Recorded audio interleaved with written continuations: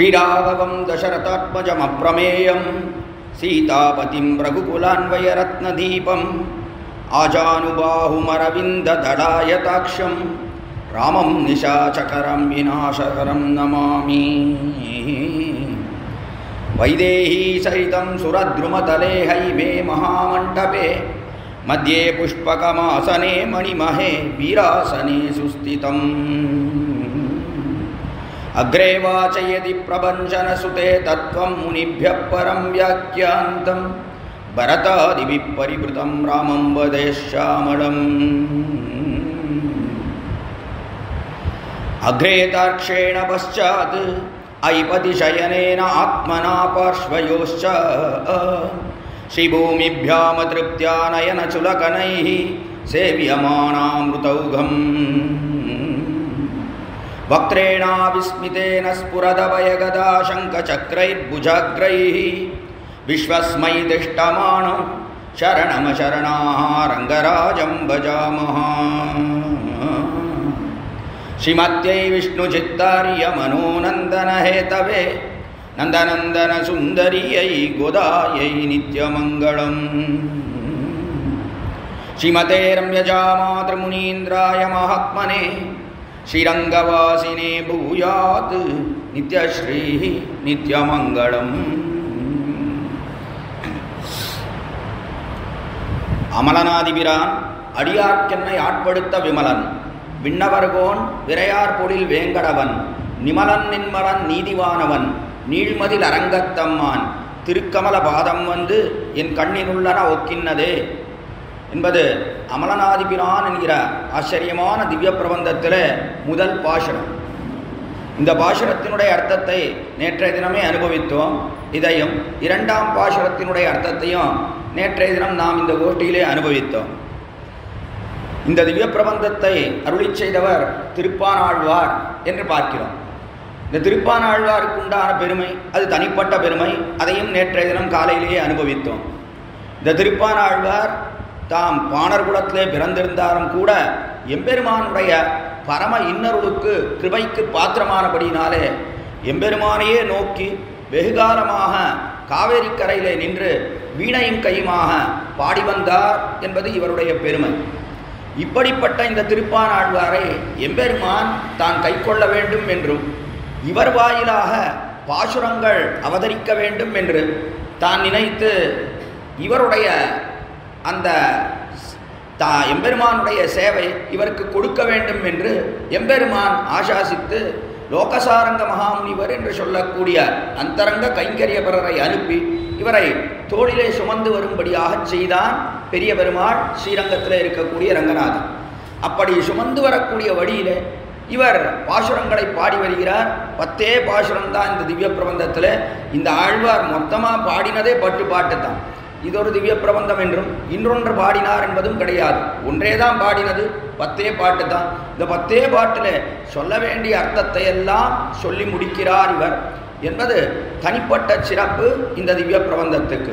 அதில் முதல் பாசுரம் அமலனாதிபிரான் அடியார்க்கென்னை ஆட்படுத்த விமலன் என்கிற பாசுரத்தாலே எம்பெருமானுடைய பெருமையை முதல்ல சொல்லும் காலத்திலேயே அவனுக்கு சமமாக யாருமே கிடையாதுன்னா அவ்வளோ ஆச்சரியமான பெருமையோடைய கூடினவன் என்று அந்த எம்பெருமான் எப்படி இருக்கான்னா எல்லா கெட்ட குணங்களுக்கும் எதிர்த்தட்டாகவும் எல்லா கல்யாண குணங்களுக்கும் ஒரே இருப்பிடமாகவும் இருக்கிறான் என்று அமலன் ஆதி பிரான் அடியார்க்கென்னை ஆட்படுத்த விமலன்னு அப்படிப்பட்ட பரம உபகாரகன். என் விஷயத்தில் அவன் பண்ணினது தெரியுமா?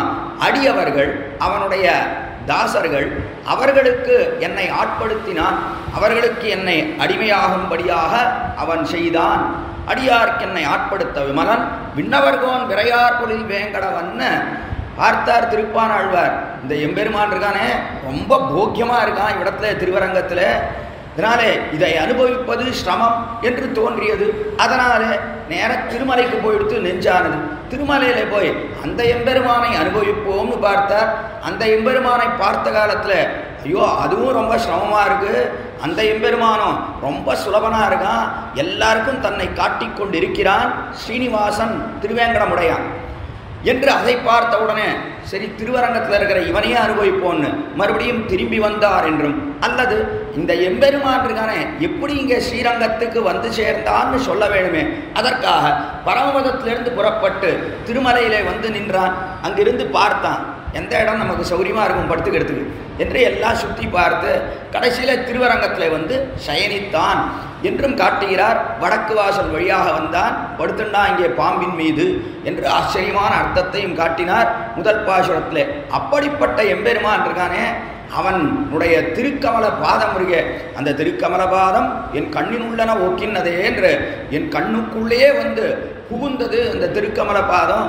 நானும் கண்ணை இழுத்து மூடிந்தேன், பார்க்க வேண்டாம் நாம் மிகவும் தாழ்ந்தவன், பார்க்க வேண்டாம் என்று கண்ணை இழுத்து மூடிக்கொண்ட காலத்திலையும் விடாமல் என் கண்ணுக்குள்ளே வந்தது, அது நன்றாக காட்சி கொடுத்ததுன்னு அந்த ஆச்சரியமான எம்பெருமானுடைய திருவடிகள், அதனுடைய போக்கியத்தை, இது பரம போக்கியமாக இருக்கு என்று அதில் ஈடுபடுகிறார் திருப்பானாழ்வார் முதல் பாசுரத்தாலே. அப்படி ஈடுபட்ட உடனே பார்த்தது மேலே இருக்கக்கூடிய அவனுடைய ஆச்சரியமான வஸ்திரம்.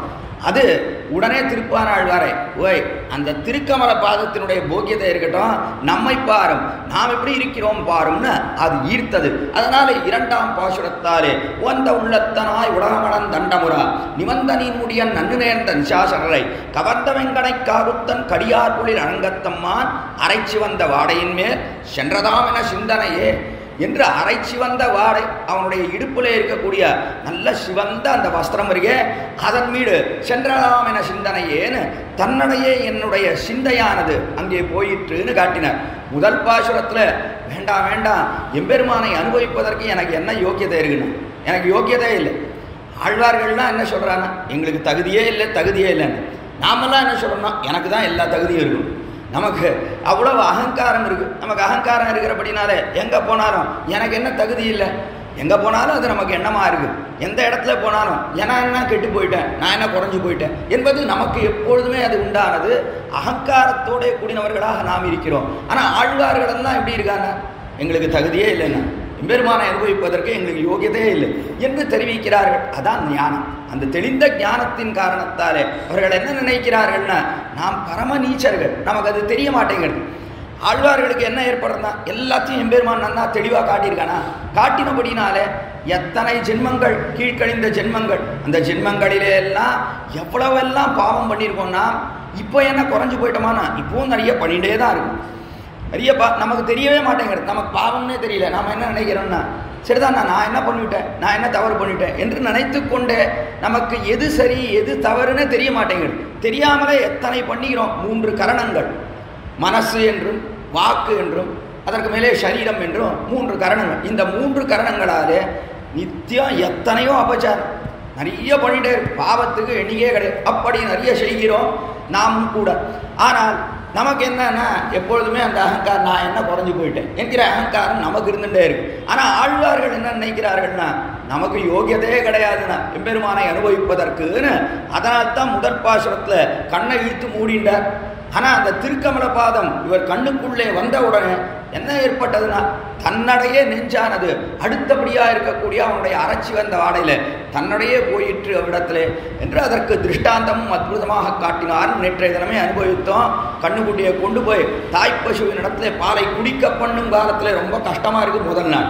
அடுத்த நாள் என்ன பண்ணுறது, கட்டை அவுத்து விட்டால் உடனே போய் தாய்ப்பசுவின் மடியிலே வாயை வைக்கிறது கண்ணுக்குட்டியானது. அதே போலத்தான் இவ்விடத்தில் முதல்ல கண்ணை இழுத்து மூடிண்டார். அடுத்தபடியாக சென்றதாம் என சிந்தனையேன்னு அவனுடைய வஸ்திரத்தில் உடனடியாக சென்று சேர்ந்தது இவருடைய மனசுன்னு 2ஆம் பாட்டிலே காட்டினார். காட்டி அடுத்தபடியாக இது நேற்றைய தினம் நாம் அனுபவித்த விஷயம்.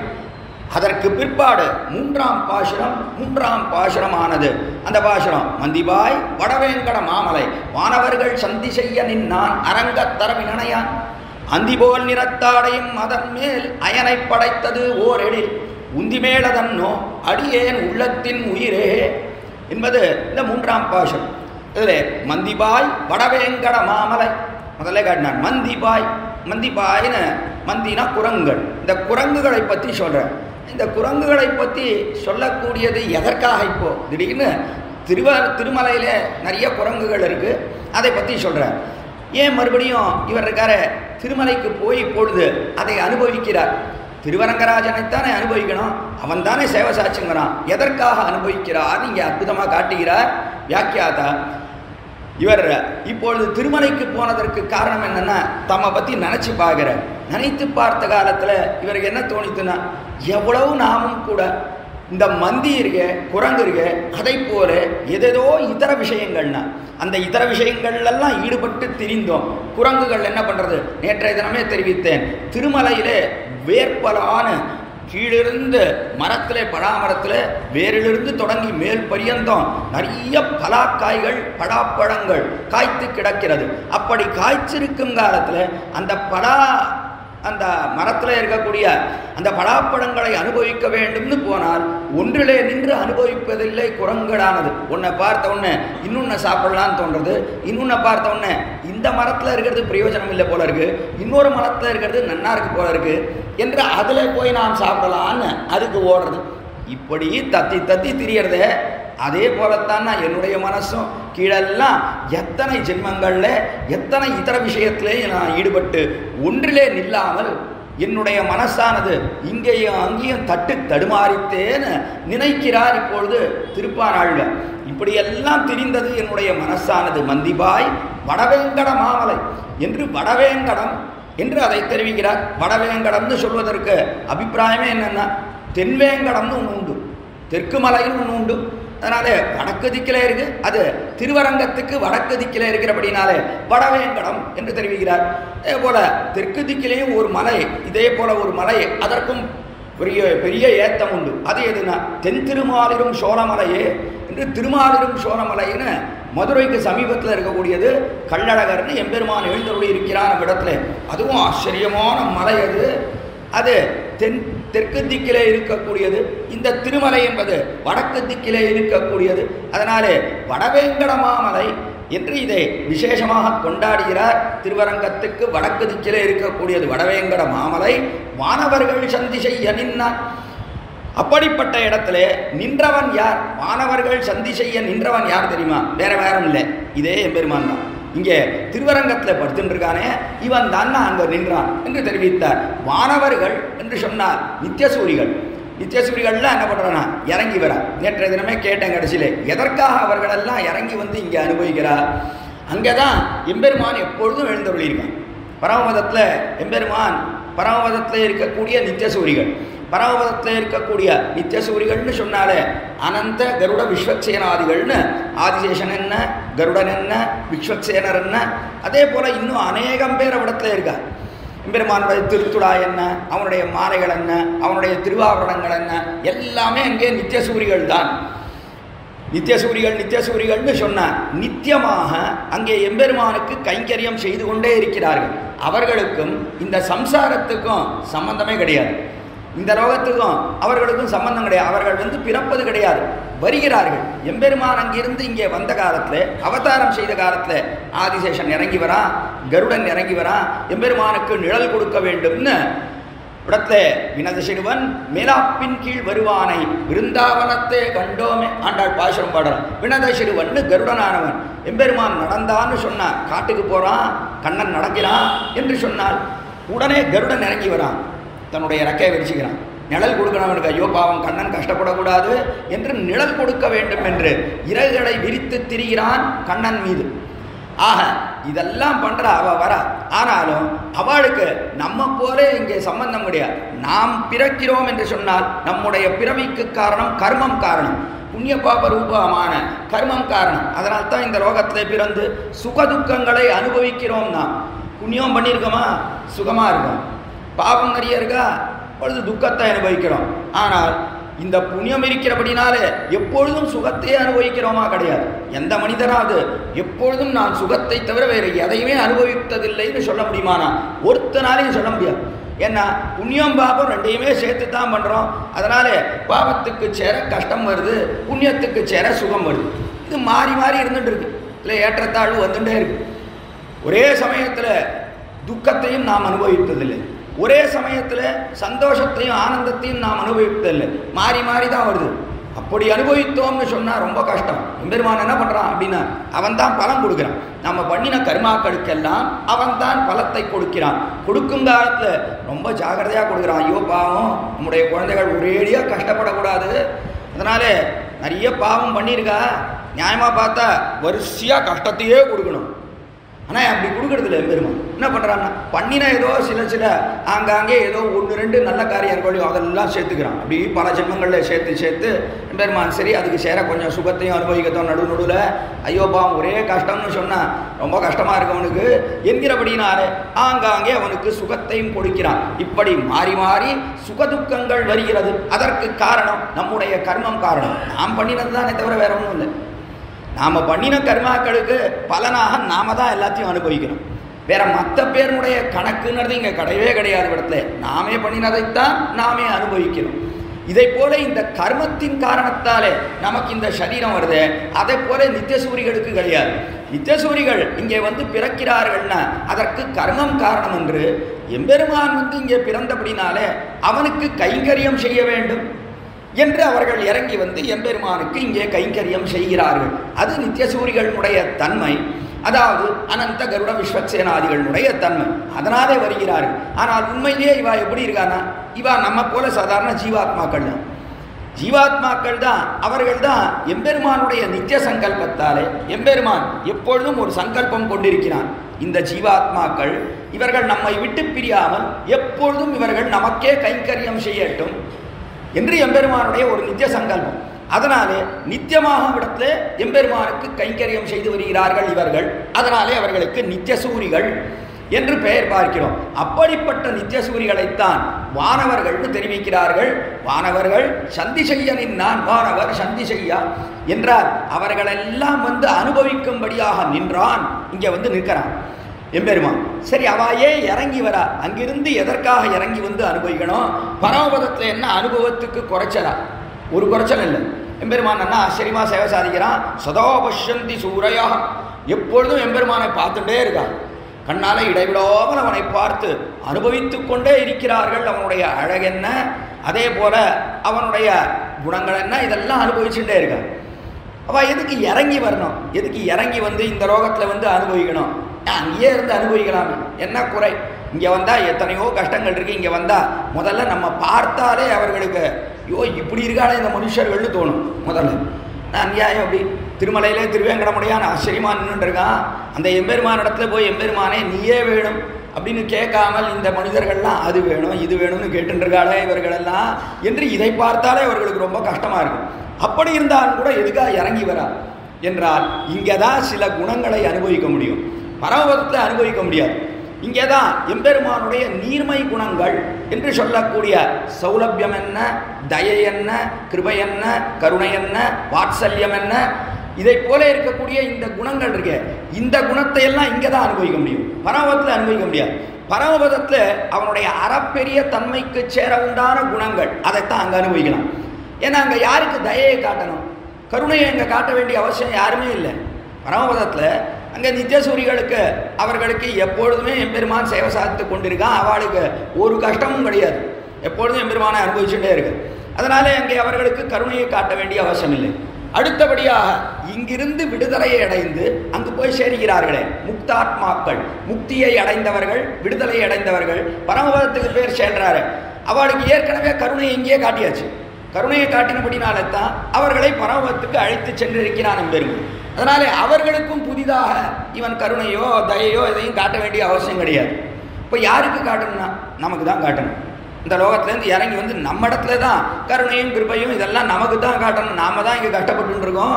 அதனாலே நமக்கு காட்ட வேண்டும் என்கிறபடினாலே எம்பெருமான் இங்கே இந்த சௌலபியத்தை காட்டுகிறான். அதனாலே சௌலபியத்துக்கு எல்லா நிலம் அர்ச்சாவதாரம்னு தெரிவிக்கிறார்கள் நம்முடைய பூர்வாச்சாரியர்கள். இந்த சௌலபியத்துக்கு எல்லா நிலம் இருக்கு, அது அர்ச்சாவதாரம். பரம சுலபனா இருக்கான் இல்லையோ எம்பெருமான், எவ்வளவு சௌலபியத்தோடைய கூடியிருக்கிறான். அர்ச்சாவதாரத்தில் தான் அந்த சௌலபியத்தையே அனுபவிக்க முடியும் தான். அவன் இட்டபடி இருக்கிறான் எம்பெருமான். ஏதோ ஒரு விக்கிரகம் நம்ம கிரகத்தில் ஏழை பண்ணணும், நம்ம வீட்டில் வச்சுக்கிறான். ஒரு பகவானுக்கு அவனுக்கு ஒரு நாள் திருத்துழாயை இடுறோம், ஒரு நாள் அவனுக்கு நல்லா விசேஷமாக தழியெல்லாம் பண்ணி கண்டோரலை பண்ணுறோம். இன்னொரு நாள் ஒன்றுமே முடியல அப்படின்னா ஒரு நாள் படத்தை அம்சம் பண்ணுறோம்.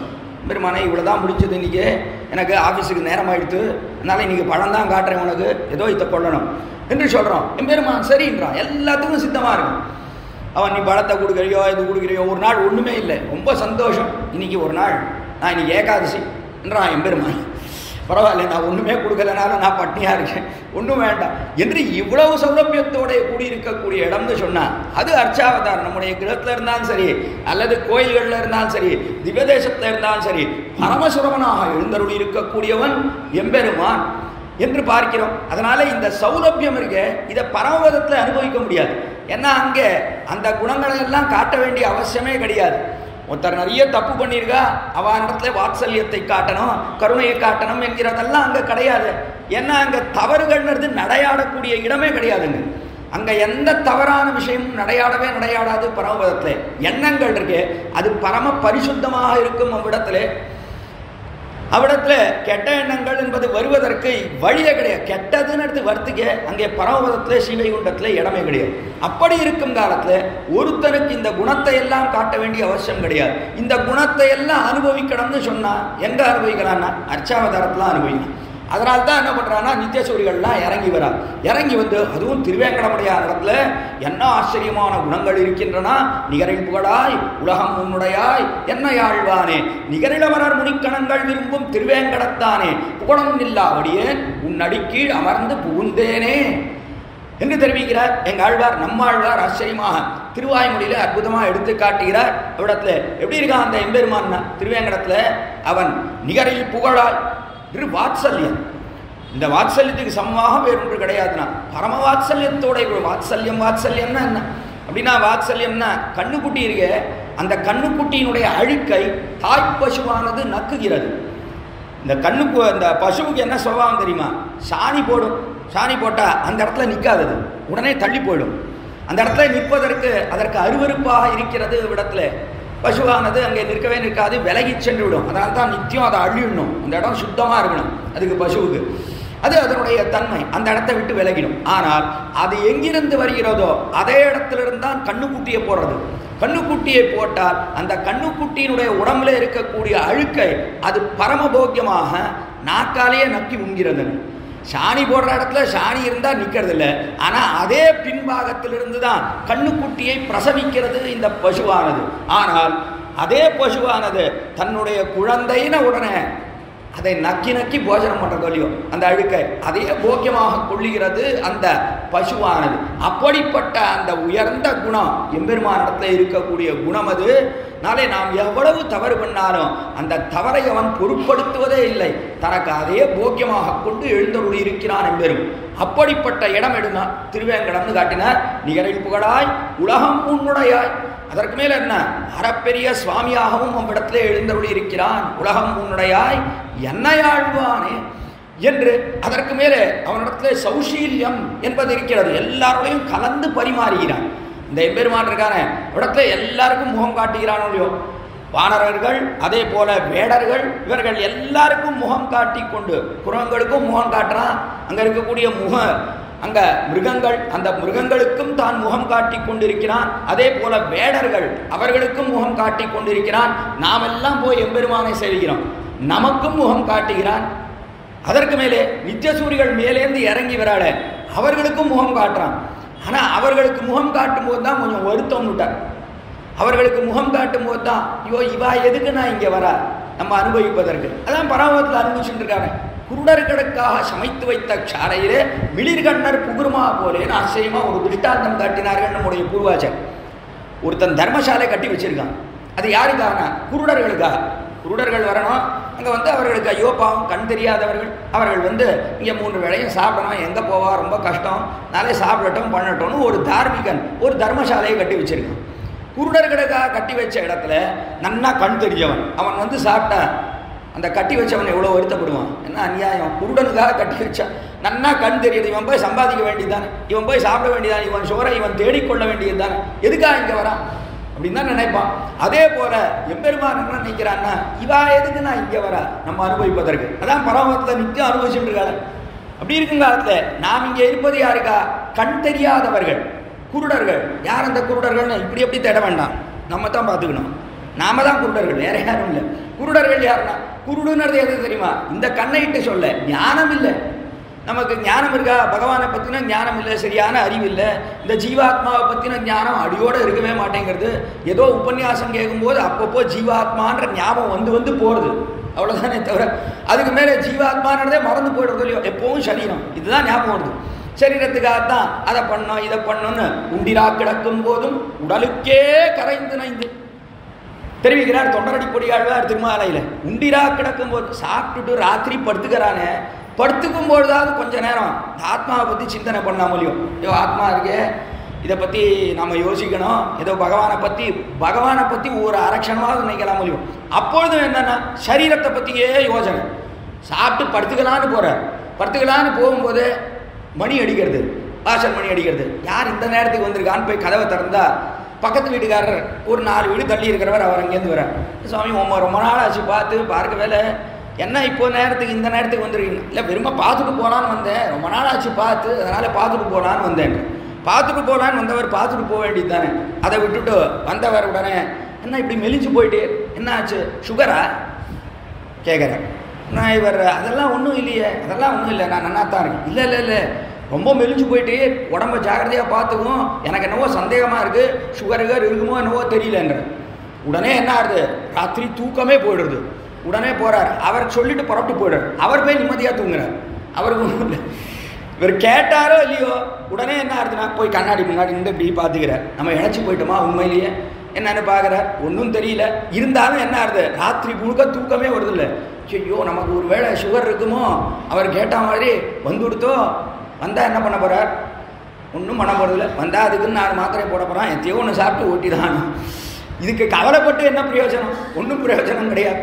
ஆனால் என்னன்னா ராத்திரி முழுக்க தூக்கமே வருதில்லை. நாளைக்கு காலையில் முதல்ல போய் அவனாவது வைத்தியனை பார்க்கணும்.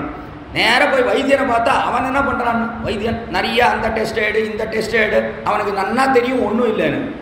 ஆனாலும் இந்த ஸ்கேனு அந்த ஸ்கேனு இருக்கிறது மொத்தத்தையும் உடம்புல இருக்கிறது எல்லாத்தையும் எடுத்துட்டு கடைசியில் ஒன்றும் இல்லை நன்னா இருக்கு அப்படின்னு அவன் 1000 கணக்கில் கறந்து விடுறான். இதுதான் கடைசியில் நடக்கிறது தானே, லோகத்தில் பார்த்துட்டே தான் இருக்கும் இது. இப்படி உண்டிரா கிடக்கும் போதும் உடலுக்கே கரைந்து நேர்ந்து, ராத்திரி சாப்பிட்டு படுத்தாலும் உடலுக்காகவே கரைகிறான் மனுஷனை தவிர அதற்கு மேலே எம்பெருமானை பற்றி நினைப்பதோ ஜீவாத்ம க்ஷேமத்தை பற்றி நினைக்கிறதோ இவ்வளவுலாம் நினைச்சு என்ன பண்ணினாலும் இந்த சரீரமானது ஒத்துழைக்கிறதா? நம்ம நினைச்சபடிலாம் இது ஆடுறதா இந்த சரீரம்னா? இல்லையே. ஒரு நாள் திடீர்னு படுக்கையை விட்டு எழுந்திருக்க மாட்டேங்கிறது, கேட்டால் ஸ்ட்ரோக்குன்றான், அதே ஒன்று சொல்கிறான். ஏதோ ஒன்று பண்ணுறதோடய அந்த சரீரம் கடைசியில் நடந்து இவ்வளவுலாம் வைத்தியம் பார்த்து எது பண்ணாலும் ஒரு நாள் கட்டாயம் கீழே விழத்தான் போகுது, விழாமல் இருப்பது கிடையாது. மரணம் நிச்சயமாக இந்த லோகத்தில் பிறந்தான்னு சொன்னால் நிரந்தரமாக இருக்க முடியாது. இது மரணம் என்பது நிச்சயமானது, அது இந்த லோகத்தினுடைய தன்மை. அதனால முடிந்தே ஆக வேணும். இவ்வளோலாம் பண்ணாலும் ஒரு நாள் கடைசியில் சரீரமானது அது போய்விடுகிறதுன்னு பார்க்கிறோம். இதுதான் லோக சுபாவம் என்று அறியாமல் இருக்கிறோமே, அதான் அஜ்ஞர்கள், அதான் குருடர்கள். நாம தான் குருடர்கள். அதனால நாம குருடர்களுக்காக எம்பெருமான் என்ன பண்றான்னா, அவன் நின்றுட்டு இருக்கான், மலைமேல் தான் நின்று மலைமேல நிற்கிறான். அதே போல பார்த்த இடம் எங்கும் அமர்ந்திருக்கிறான். எங்கெல்லாம் இடம் கிடைக்கிறதோ காவேரி கரையோ அங்கெல்லாம் படுத்துட்டு இருக்கான். இப்படியெல்லாம் இருப்பது எதற்காகனா, அஜ்ஞானிகள் ஞானமில்லாத நமக்காக எம்பெருமான் அங்கெல்லாம் இருக்கான். அங்கெல்லாம் இருந்து கொஞ்சமாவது அவனுக்கு ஞானத்தை ஏற்படுத்துவோம்னா, நம்முடைய அழகை காட்டுவோம், நம்முடைய குணத்தை காட்டுவோம், இதில் எல்லாம் ஈடுபட்டு நம்ம கொஞ்சமாவது நினைக்க மாட்டானா? கொஞ்சம் அவனுடைய மனசுல நமக்கு இடம் கொடுக்க மாட்டானா என்று பார்த்துத்தான் எம்பெருமான் இந்த இடத்துலலாம் இருக்கான். அதே போலத்தான் திருமலையிலையும் நிற்கிறான். நிற்கும் காலத்தில் இது குருடர்களுக்காக சமைத்த மாளிகை, குருடர்களுக்காக இருக்கக்கூடியது. அஜ்ஞானத்தோட கூடின நமக்காக அந்த எம்பெருமான் திருமலையில் நிற்கிறான். அந்த இடத்துல நல்ல ஞானத்தோட கூடின நிஜசூரிகள் இறங்கி அனுபவிக்கிறேன்னு சொன்னான். அவனுக்கு வருத்தம் ஏற்படுமா ஏற்படாது? இவ எதுக்குடா வரா இங்கே அனுபவிப்பதற்கு என்று அவன் நினைக்கிறான். அத்தியாச்சரியமாக இடத்தை எடுத்து காட்டுகிறார் வியாக்கியானத்தில். இப்படி எம்பெருமானானவன் வானவர்கள் சந்தி செய்ய நின்றான். அவர்களெல்லாம் பார்க்கும்படியாக அந்த இடத்துல சேர்ந்திருக்கான். திருமலையில் சேர்ந்திருக்கிறான் எம்பெருமான். வானவர்கள் சந்தி செய்ய நின்றான். எத்தனை காலம் நிற்கிறான்னா, ரொம்ப ஆச்சரியம். திருப்பானாழ்வார் ரொம்ப வருத்தப்பட்டப்பா, இப்படி நிற்கிறானே எம்பெருமான், விடவிடாமல் நின்றுட்டு இருக்கான்னு இல்லையோ. அவன் எல்லாருக்கும் சேவை சாதிக்க வேண்டும்னு நேற்றைய தினமே தெரிவித்தேன். 23 மணி காலம் நின்றுட்டே இருக்கான். அவர் இன்னைக்காவது ஒரு நாள் அமர்ந்தான்னு உண்டா? கிடையாது. அப்படியே நின்றுட்டே எல்லாருக்கும் சேவை சாதிக்கிறான். நின்றது எதனாலேன்னா அங்கே நின்று பார்த்து இங்கு வந்து சேர்ந்தான் திருவரங்கத்தில். அங்கே நிற்கக்கூடியவன் தான் இங்கே படுத்துட்டு இருக்கான். அதற்காக தெரிவிக்கிறார் இடத்துல அவன் வேறன்று இவன் வேறன்று, ரெண்டு பேரும் ஒன்று தான். எம்பெருமான் இங்கே திருவரங்கத்திலே படுத்துட்டு இருக்கான். இவ்விடத்துல அனுபவிக்கக்கூடியவர்கள், இங்கே இருக்கக்கூடியவர்கள் அனுபவிக்க வேண்டும் இங்கே படுத்துட்டு இருக்கான். அங்கே மலையேறி வந்து நம்மை சேவிக்க வேண்டும்னு அங்கே நிற்கிறான். அதைத்தான் மாணவர்கள் சந்தி செய்ய நின்னான் அரங்கத்தரவினனே. அப்படிப்பட்டவன் யான்னா அரங்கத்தரவினனையான்னு திருவரங்கத்தில் அரவு இருக்கே ஆதிசேஷன் அதன் மேலே படுத்துட்டு இருக்கான்னு. ஆதிசேஷன் எப்படி இருக்கக்கூடியன்னா பரமபோக்கியமாக இருக்கக்கூடியது. அதற்குன்னு சில தன்மைகள் உண்டு. ஆதிசேஷன் எப்படி இருக்குன்னா குளிர்ந்திருக்கிறது, நல்ல நறுமணத்தோடே கூடியிருக்கிறது. ஆதிசேஷனுக்குன்னு பாம்பு ஜாதிக்குன்னு ஒரு தனி வாசனை உண்டு. அதே போல அது குளிர்ந்து இருக்கிறது. பாம்புன்னு எடுத்துருக்க அது தொட்டாலே என்னென்னா அது ரொம்ப குளிர்ச்சியோட கூடியிருக்கு. அதற்கு மேலே மிருதுவாக இருக்கக்கூடியது, ரொம்ப சாஃப்ட். தொட்டா எப்படி இருக்கு? பாம்புன்னு எடுத்து ரொம்ப சாஃப்ட், நழுவிட்டு போயிடும், பிடிக்க முடியாது, ரொம்ப கஷ்டம். நாளை நழுவி சென்று விடும். அது மிகவும் மிருதுவாக இருக்கக்கூடியது ஆதிசேஷன் பாம்பானது என்று. இதையெல்லாம் சாதா பாம்புக்கு பார்க்கக்கூடியது தான் அந்த தன்மைகள் தான் ஆதிசேஷனுக்கும் உண்டானது, அந்த பாம்புக்கும் உண்டானது. அதைத்தான் படுக்கையாக வச்சுட்டு இருக்கான் இடத்துல. அது மிருதுவாக இருக்கு, அதே போல அது குளிர்ந்து இருக்கிறது இடத்துல. அதெல்லாம் அந்த படுக்கை ஆதிசேஷன் ஆகிற படுக்கைக்கு உண்டான தனிப்பட்ட பிரபாவம். இதை சொன்ன உடனே யாரும் போய் பாம்பை பிடிச்சி பார்க்க வேண்டாம். சுவாமி அது குளிர்ந்துருக்கா பார்க்க போகிறேன், கடிச்சிடும், ஒத்திடும். அதனாலே அப்படிப்பட்ட தன்மைகளோட கூடினது ஆதிசேஷன். அந்த ஆதிசேஷன் எதனால அவனுக்கு ஆதிசேஷன் பேருனா முதல்ல ஒருத்தன் எம்பெருமானுக்கு அடிமைன்னு சொன்னா அவனைத்தான் சொல்லணும். அப்படிப்பட்ட பெருமை வாய்ந்தவனாக இருக்கிறான் ஆதிசேஷன். ஆதியிலே முதலிலே சேஷன். சேஷன்னு சொன்னா அடிமைன்னு அர்த்தம். சேஷபூதன் அவன் அடிமையாக இருக்கக்கூடியவன். அதனாலே அவனுக்கு ஆதிசேஷன்னு பேரு. அந்த பாம்புக்கு ஒரு ஜீவாத்மாவானவன் அவன் இருக்கானே, ஒரு பாம்பினுடைய வடிவை எடுத்துட்டு இருக்கான். ஒரு ஜீவாத்மா தான். நம்ம ஜீவாத்மான்னு இருக்கு. நமக்கு இப்போ இந்த மனுஷ சரீரம் வந்திருக்கு. அதே போல நமக்கும் எத்தனையோ சரீரங்கள் வரலாம். ஆக நம்மால எடுத்துக்கொள்ள முடியாதான, நமக்கு அந்த சக்தி கிடையாது. புண்ணிய பாவ ரூபத்துக்கு சேர நமக்கு சரீரத்தை எம்பெருமான் கொடுக்கிறான். அதனால நம்மாலே ஒரு சரீரத்தை நமக்கு இந்த சரீரம் வேணும் அந்த சரீரம் வேணும்னு எடுத்துக்க முடியாது. அப்படிலாம் எடுத்துக்க முடிஞ்சா யாராவது ஒருத்தராவது எப்படி இருப்பா? எல்லாரும் அவ நன்னா ஆச்சரியமாக எனக்கு பெரிய சரீரம், நன்னா சுகத்துக்கே இருக்கிற சரீரம், அது வேணும் இது வேணும்னு தான் நாம் எடுத்துப்போம். ஒரு நாளும் பகவானுக்கு கைங்கரியம் பண்ணோன்னு சரீரம் வேணாது எடுத்துப்பானா? அதெல்லாம் வேணாம் சுவாமி, பகவானை கைங்கரியம் அதெல்லாம் வேண்டாம். அதெல்லாம் நல்ல பெரிய கோடீஸ்வரனாக இருக்கக்கூடிய சரீரம், இந்த மாதிரி நன்னா ஆனந்தமாக அனுபவிக்கணும், நன்னா சாப்பிடணும், பண்ணணும், தூங்கணும், அந்த மாதிரி சரீரம் தான் வேணுமே தவிர அதெல்லாம் வேண்டான்னு விடுவோம் நாம். ஆனால் இந்த ஜீவாத்மாக்கள் எப்படி இருக்கிறார்கள்னா இவர்கள் எம்பெருமானுக்கு கைங்கரியம் செய்ய வேண்டும் என்கிறபடினாலேயே அதற்காக ஒரு சரீரத்தை எடுக்கக்கூடிய சக்தியோடைய கூடினவர். அது எம்பெருமானுடைய சங்கல்பத்தாலே ஏற்பட்ட ஒன்று. அதனாலே ஆதிசேஷனானவன், அதாவது அந்த ஜீவாத்மா ஒரு பாம்பினுடைய சரீரத்தை எடுத்துட்டு இருக்கான். இன்னொரு ஜீவாத்மா கருடனுடைய சரீரத்தை எடுத்துட்டு இருக்கான். எம்பெருமான் ஒரு இடத்துலேருந்து ஒரு இடத்துக்கு போனோமே, அதுக்காக கருடனுடைய சரீரம். இன்னொரு ஜீவாத்மா எம்பெருமானுக்கு நாம் வாசனை கொடுக்க வேண்டும்னு திருத்துழாயாகவும் புஷ்பமாகவும் இப்படி பல ஜீவாத்மாக்கள் பலபடியாக எம்பெருமானுக்கு கைங்கரியம் செய்ய வேண்டும் என்று சரீரங்களை எடுத்துக்கொள்கிறார்கள். அதில் இந்த ஜீவாத்மா என்ன பண்ணான்னா எம்பெருமானுக்கு படுக்கையாக இருக்க வேண்டும்னு ஒரு பாம்பினுடைய சரீரத்தை எடுத்துக்கொண்டான். படுக்கைன்னு சொன்னால் எப்படி இருக்கணும்னா அண்ணா பெருசாக இருக்கணும். முதல்ல படுக்கையில் படுத்துண்டா முதல்ல என்ன பாண்டரோபேதமாக இருக்கைன்னு காட்டுவார்.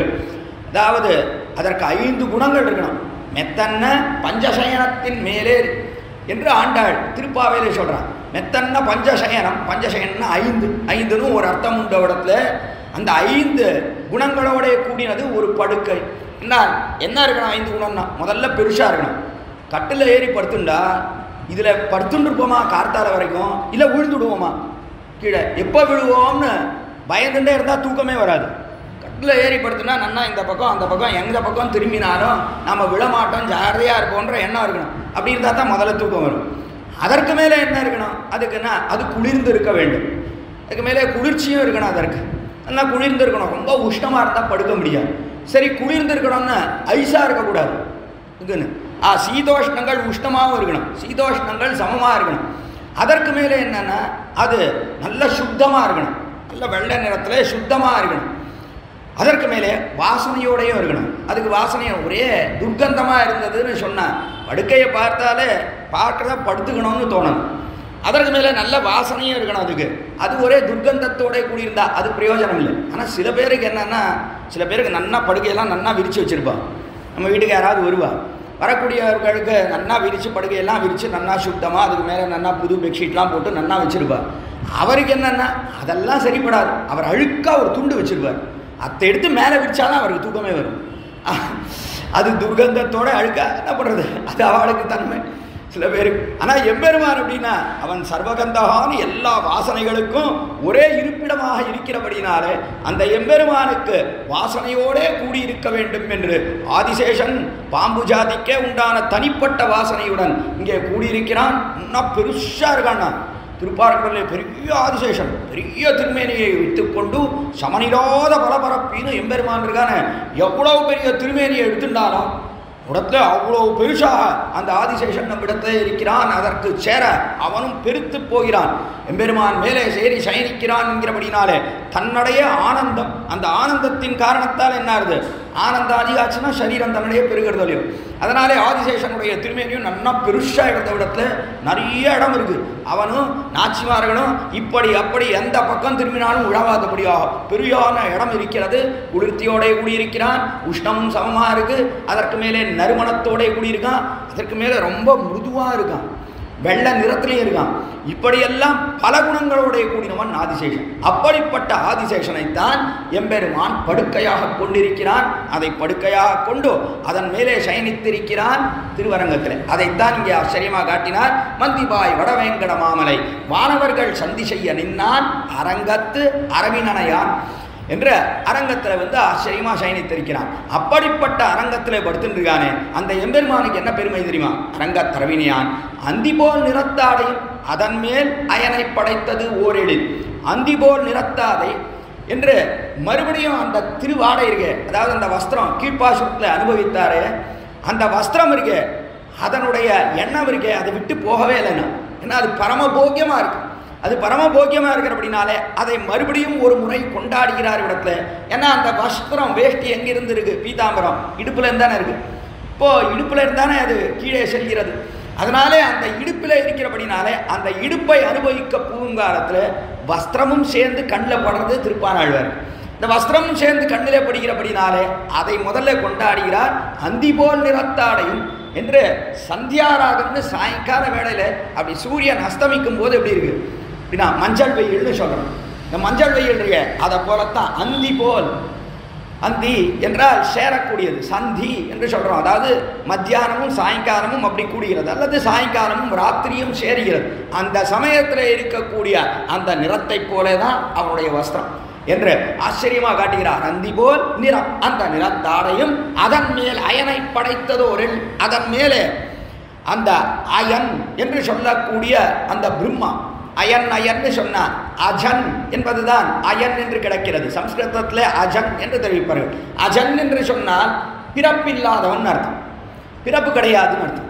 பிரம்மாவுக்கு பிறப்பு கிடையாது என்றால் நம்மை போலே பிறவி கிடையாது. எம்பெருமானுக்கும் அஜன் தான் பேர், எம்பெருமானுக்கும் பிறவி கிடையாது.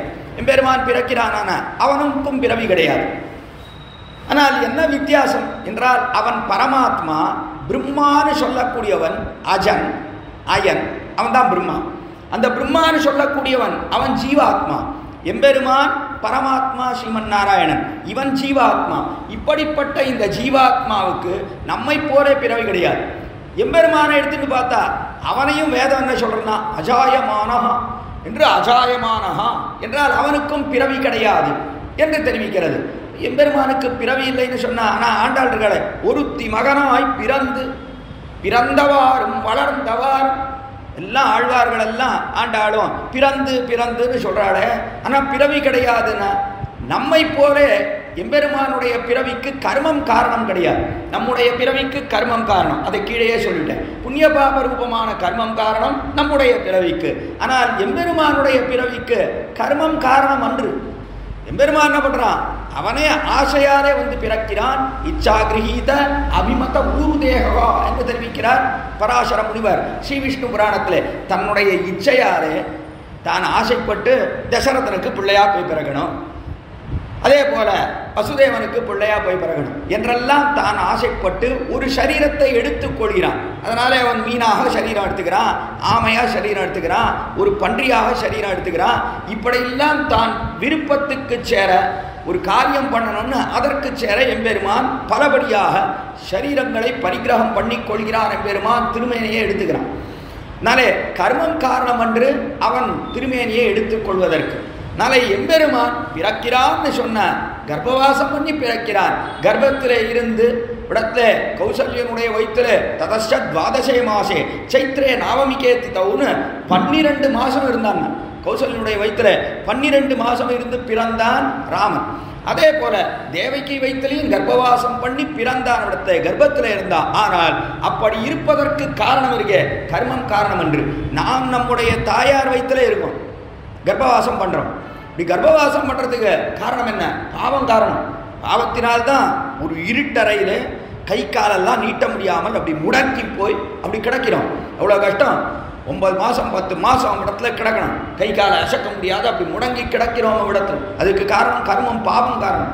ஆனால் எம்பெருமான் இருக்கானே அந்த பாவமே இல்லாதவனும் கூட பிறக்கிறான்னா இந்த லோகத்திலே கர்ப்பவாசம் பண்ணியே பிறக்கிறான். இதை நினைச்ச உடனே தான் எங்கள் ஆழ்வார் நம்மாழ்வார் அப்படியே மயங்கியே போயிட்டார். பிறந்தவாறும் வளர்ந்தவாறும்னு சொன்னார் 5ஆம் பத்திலே 10ஆம் திருவாய்மொழி. அப்படி சொன்ன உடனே என்னாச்சு? ஆழ்வார் 6 மாதம் மயங்கி போயிட்டார். எதிர மதுரை ஆழ்வார் சிஷ்யர் பார்த்துட்டே இருக்கார். எப்போ எழுந்திருப்பார் நம்ம ஆச்சாரியன், எப்போ எழுந்திருப்பார்?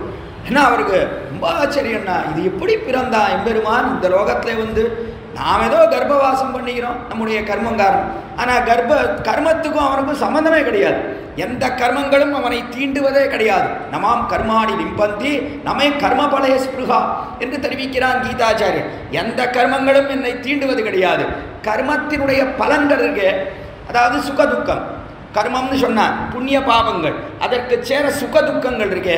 அதையும் நான் அடைவதே கிடையாது, அதையும் நான் அனுபவிப்பதே கிடையாது. கர்மத்தின் பொருட்டு வரக்கூடிய சுகதுக்கங்கள் எனக்கு கிடையாது என்று எம்பெருமான் தெரிவிக்கிறான். அவன் இயற்கையாகவே எப்பொழுதும் சுகத்தோடையே கூடினவன். ஆனந்தமயஹா என்று வேதாந்தம் கொண்டாடுகிறது. ஆனந்தமே வடிவெடுத்தவன் அந்த எம்பெருமான் ஸ்ரீமன் நாராயணன். அவனுக்கு துக்கம் என்பது கிடையவே கிடையாது. ஆனால் துக்கம் எப்போ வருதுன்னா நம்முடைய கஷ்டத்தை பார்த்தா துக்கப்படுறோம். ஐயோ பாவம் இப்படி கஷ்டப்படும். இறக்க குணம் இருக்கணும் இல்லையோ, அது இல்லைன்னா என்ன பிரயோஜனம்? இந்த இறக்கம் நிறைய இருக்கு எம்பெருமான்.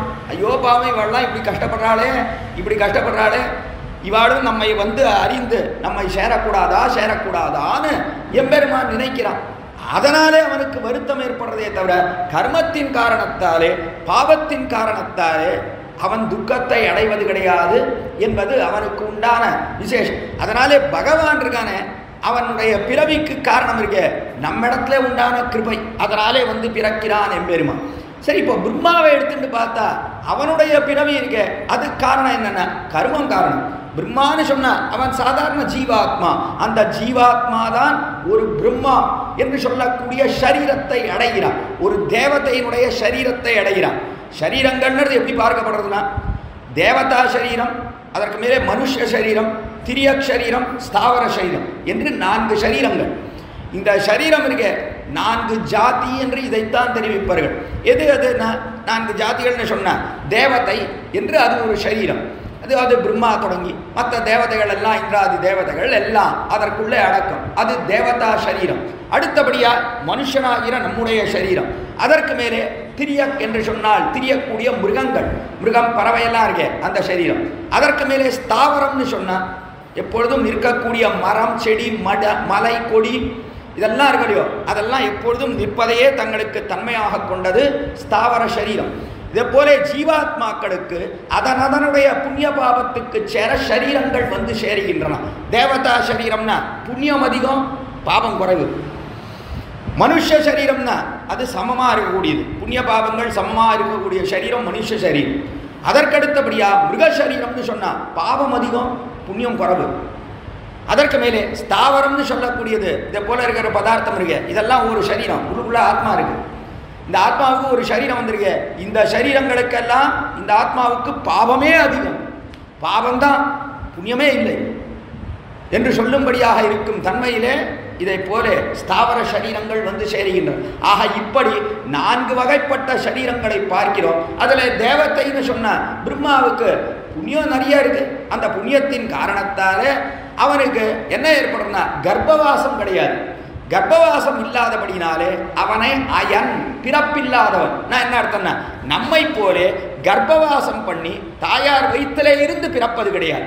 ஆனால் எப்படி பிறக்கிறான்? எம்பெருமானுடைய திருநாவி கமலத்திலே ஒரு தாமரை பூவிலே எம்பெருமானுடைய சங்கல்பத்தாலே இவன் உண்டாகட்டும் என்று எம்பெருமான் நினைக்கிறான், சங்கல்பிக்கிறான். அதன் காரணத்தாலே அங்கே பிறக்கிறான், பிரம்மா தோன்றுகிறான் அவிடத்துல. அதைத்தான் இங்கே ஆச்சரியமாக காட்டினார். இடத்துல அந்தி போல் நிறத்தாடையும் அதன் மேல் அயனை, அயன் என்றால் பிரம்மா, அந்த பிரம்மாவை அந்த நாவி கமலம் இருக்க எம்பெருமானுடைய தொப்புளிலே அவிடத்திலே சிருஷ்டிக்கிறான் எம்பெருமான். எதற்காக இந்த பிரம்மாவை சிருஷ்டிக்கிறான்னா மேற்கொண்டு இவன் பண்ணட்டோம்னா சிருஷ்டி எல்லாம் மேலே பண்ணட்டும் என்று நினைத்து எம்பெருமான் இருக்கானே அவனை சிருஷ்டிக்கிறான். அப்பொழுது தன்னுடைய திருநாவி கமலத்தில் ஒரு தாமரை பூவை உண்டாக்கி அதில் நான்முக பிரம்மாவை அவனை சிருஷ்டிக்கிறான் பகவான் என்று பார்க்கிறோம். அதைத்தான் ஆச்சரியமா இங்க காட்டினார். அந்தி போல் நிறத்தாடையும் அதன் மேல் அயனை படைத்தது, அதன் மேலே அயனை சிருஷ்டித்தான் பகவான். படுத்துட்டு தான் இந்த காரியத்தை பண்றான். நாளை படுத்துட்டு இருக்கிறவன் யாருன்னா திருவரங்கத்தில் ஸ்ரீரங்கத்தில் ரங்கநாதன் தான் படுத்துட்டு இருக்கான். அதனாலே அதில் ஈடுபடுகிறார் இவ்விடத்தில் திருப்பான் ஆழ்வார். அதன் மேல் அயனை படைத்தது ஓர் எழில் உந்தி மேல் அதன் ஓர் எழில் என்றார். எழில் எழில்னா அழகுன்னு அர்த்தம், ரொம்ப அழகுனா. அந்த திருவயிறுக இடை இருக்க அது ரொம்ப அழகாக இருக்கக்கூடியது எம்பெருமானுக்கு. அவனுடைய நாபி கமலம் இருக்க ரொம்ப அழகோடைய கூடினது என்று அத்விதீயமானது, இதை போலே மற்றொன்று கிடையாது என்று சொல்லும்படியான ஆச்சரியமான நாவிகரம் என்று கொண்டாடுகிறார். இடத்துல ஒரு எழில் உந்தி மேலதன்னோ, உந்தினா வயிறு, அந்த இடுப்பு, அதன் மேல் அதன்றோ அடியேன் உள்ளத்தின் உயிரேன், அடியேன் உள்ளம் இருக்க அதிலேயே எப்பொழுதும் ஈடுபட்டு இருக்கிறான் என்று தெரிவிக்கிறார் இங்கே திருப்பானாழ்வார். இந்த திருநாவி கமலத்துக்கு என்ன ஏத்தம் அப்படின்னா ஆச்சரியமா வியாக்கியாத்தா காட்டினார். பெரிய அருவி இருக்கு, நீர் வீழ்ச்சி இருக்கு. அது என்ன பண்றதுன்னா மலை உச்சியிலேருந்து உலருது. அந்த நீர்வீழ்ச்சி விழுந்ததுன்னா அது எல்லாம் கீழே பெருகி பெரிய ஆறாக ஓடி வருகிறது.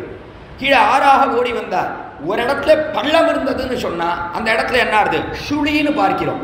அந்த இடத்துல எல்லாம் சுழிக்கிறது, அந்த ஜலம் எல்லாம் அந்த இடத்துல அப்படி சுழித்து ஓடுகிறது. அந்த சுழி இருக்க இன்னைக்குமே ரொம்ப அழகு. அந்த சுழி இருக்க ரொம்ப அழகாக இருக்கக்கூடியது. பார்த்தா என்ன ஜலம் அதிவேகமாக அப்படி சுழிக்கிறது இல்லையோ ஒரு இடத்துல அப்படியே சுற்றி சுற்றி அந்த இடத்துல ஓடுகிறது. அது ரொம்ப அழகாக இருக்கக்கூடியது. அதற்கு மேலே என்னன்னா அந்த சுழியில போய் மாட்டிண்டா எழுந்து வர முடியாது. இந்த சுழியில மாட்டிண்டாச்சுன்னா யாராலையும் எழுந்து வர முடியாது. ரொம்ப சிரமமானது அது இந்த சுழியிலிருந்து எழுந்து வருவது என்பது. அப்படிப்பட்டதுதான் சுழி என்றது. அதே போலத்தான் இவ்விடத்துல அழகுன்னு சொல்லக்கூடிய பெரிய நீர்வீழ்ச்சி, அந்த நீர்வீழ்ச்சி எம்பெருமானுடைய திருமுடின்னு சொல்லக்கூடிய பெரிய மலை, அந்த மலை உச்சியிலிருந்து அப்படியே கீழே பெருகிறது, பெருகி வருது அந்த அழகு. அந்த அழகு வருங்காலத்தில் அந்த நீர்வீழ்ச்சி இந்த இடத்துல ஒரு பள்ளத்தை பார்த்தது. இது எம்பெருமானுடைய தொப்புள் நாபி கமலம் இருக்கு, அது பள்ளம். அந்த பள்ளத்தை பார்த்த உடனே அந்த அழகெல்லாம் அங்கே சுத்துறதுன்னா அங்கே சுற்றிய விடத்துல ரொம்ப அழகாக இருக்கும் அது. அதனாலே அந்த நீர்வீழ்ச்சியானது சுழியிலே சுற்றியது என்று சொன்னால் எவ்வளவு அழகா இருக்கும். அதே போல சௌந்தரியம், அழகுன்னு சொல்லக்கூடிய பெரிய நீர்வீழ்ச்சியானது மேலிருந்து புறப்பட்டு கீழே மார்பு இருக்கே அது விஷாலமா இருக்கு. எம்பெருமானுடைய வக்ஷஸ்தலம் மார்பு இருக்கே அது விஷாலமா இருக்கு. விஷாலமாக இருந்து அவ்விடத்திலேருந்து கீழே வந்ததுன்னு சொன்னா அந்த நீர்வீழ்ச்சி கீழே கொட்டி பெரிய பரந்த ஆறாக ஓடி அப்படி ஒரு சுருங்கின இடம் வந்ததுன்னா அந்த இடத்துல சுழிக்கிறது, போறதுக்கு மேல இடம் இல்லை. அப்போ என்ன ஆகுது? அந்த இடத்துல எல்லா ஜனமும் ஒன்றா சேர்ந்ததுன்னா அந்த இடத்துல சுழிக்கிறது. அதே போலத்தான் விசாலமாக இருக்கக்கூடிய மார்பகத்திலே அந்த அழகு என்று சொல்லக்கூடிய அந்த பெரிய அருவியானது நன்றாக பறந்து ஓடி பெரிய ஆறை போரே ஓதுகிறது. அப்புறம் என்ன ஆகுது? கீழே இறங்கினோடனே இடை எம்பெருமானுக்கு ரொம்ப சுருங்கி இருக்கு. இடையானது தெரியாதபடியா அப்படி சுருங்கி இருக்கு. அதனால அந்த இடத்த வந்த உடனே தன்னிடையே சுழிக்கிறது. அது சுழிக்கக்கூடிய இடம் தான் திருநாபி கமலம். அதனால என்ன ஏற்படுறதுன்னா அது ரொம்ப அழகா இருக்கு. அதனால தான் அதை கொண்டாடுகிறார். ஓர் எழில்னா இதை போல அழகு வேற எங்கேயுமே கிடையாதுன்னா அவ்வளவு ஆச்சரியமான திருநாவி கமலம் என்று கொண்டாடுகிறார். ஓர் எழில் உந்தி, அப்படிப்பட்ட இடையழகு படைத்த எம்பெருமான் ஸ்ரீ ரங்கநாதன். உந்தி மேல தன்னோ அடியேன் உள்ளத்தின் உயிரை, அதன் மேலேயே இருக்குன்னா என்னுடைய உள்ளம் இருக்க, என்னுடைய நெஞ்சானது உள்ளத்து இன்னுயிர் என்று என்னுடைய இன்னுயிர் இருக்க. அதாவது எம்பெருமான் என்னை இப்படி கொண்டானே, இப்படி எனக்கு சேவை சாதித்தானே, அப்படி பரமபோக்கியமாக இருக்கக்கூடிய எம்பெருமான் அவனிடத்திலேயே என்னுடைய இந்த நெஞ்சானது சென்றிருக்கிறது என்று காட்டுகிறார் இவ்விடத்தில். அதனாலே நெஞ்சு அங்கேயே போய் சேர்ந்து என்று தெரிவித்தார். அதனாலே அதில் ஈடுபட்டது நெஞ்சு எதில் எம்பெருமானுடைய இடையழகிலே ஈடுபட்டது. அப்படி இடையழகிலே ஈடுபட்ட உடனே அடுத்தபடியாக மேலே இருக்கக்கூடியது அது எதுனா அதுதான் வயிறு. எம்பெருமானுடைய வயிறு இடையாச்சுன்னா அதுக்கு மேலே இருக்கக்கூடியது வயிறு. அந்த வயிறு இருக்க, அந்த வயிறானது பார்த்தது, ஓய் ஆழ்வியே அதெல்லாம் இருக்கட்டும், அந்த சுழியிலேருந்து எழுந்து வாரம் அப்படின்னு கையை கொடுத்து அது தூக்கிட்டு சுழியில் போய் மாட்டி விட்டார் திருப்பானாழ்வார். அதுலேருந்து வருதே ரொம்ப கஷ்டம். அதிலிருந்து தூக்கி விட்டது அந்த வயிறானது. அந்த வயிறு எப்படி இருக்குங்கிறத அடுத்த பாசுரம் 4ஆம் பாசுரத்தில் அற்புதமாக கொண்டாடுகிறார் இவ்விடத்தில்.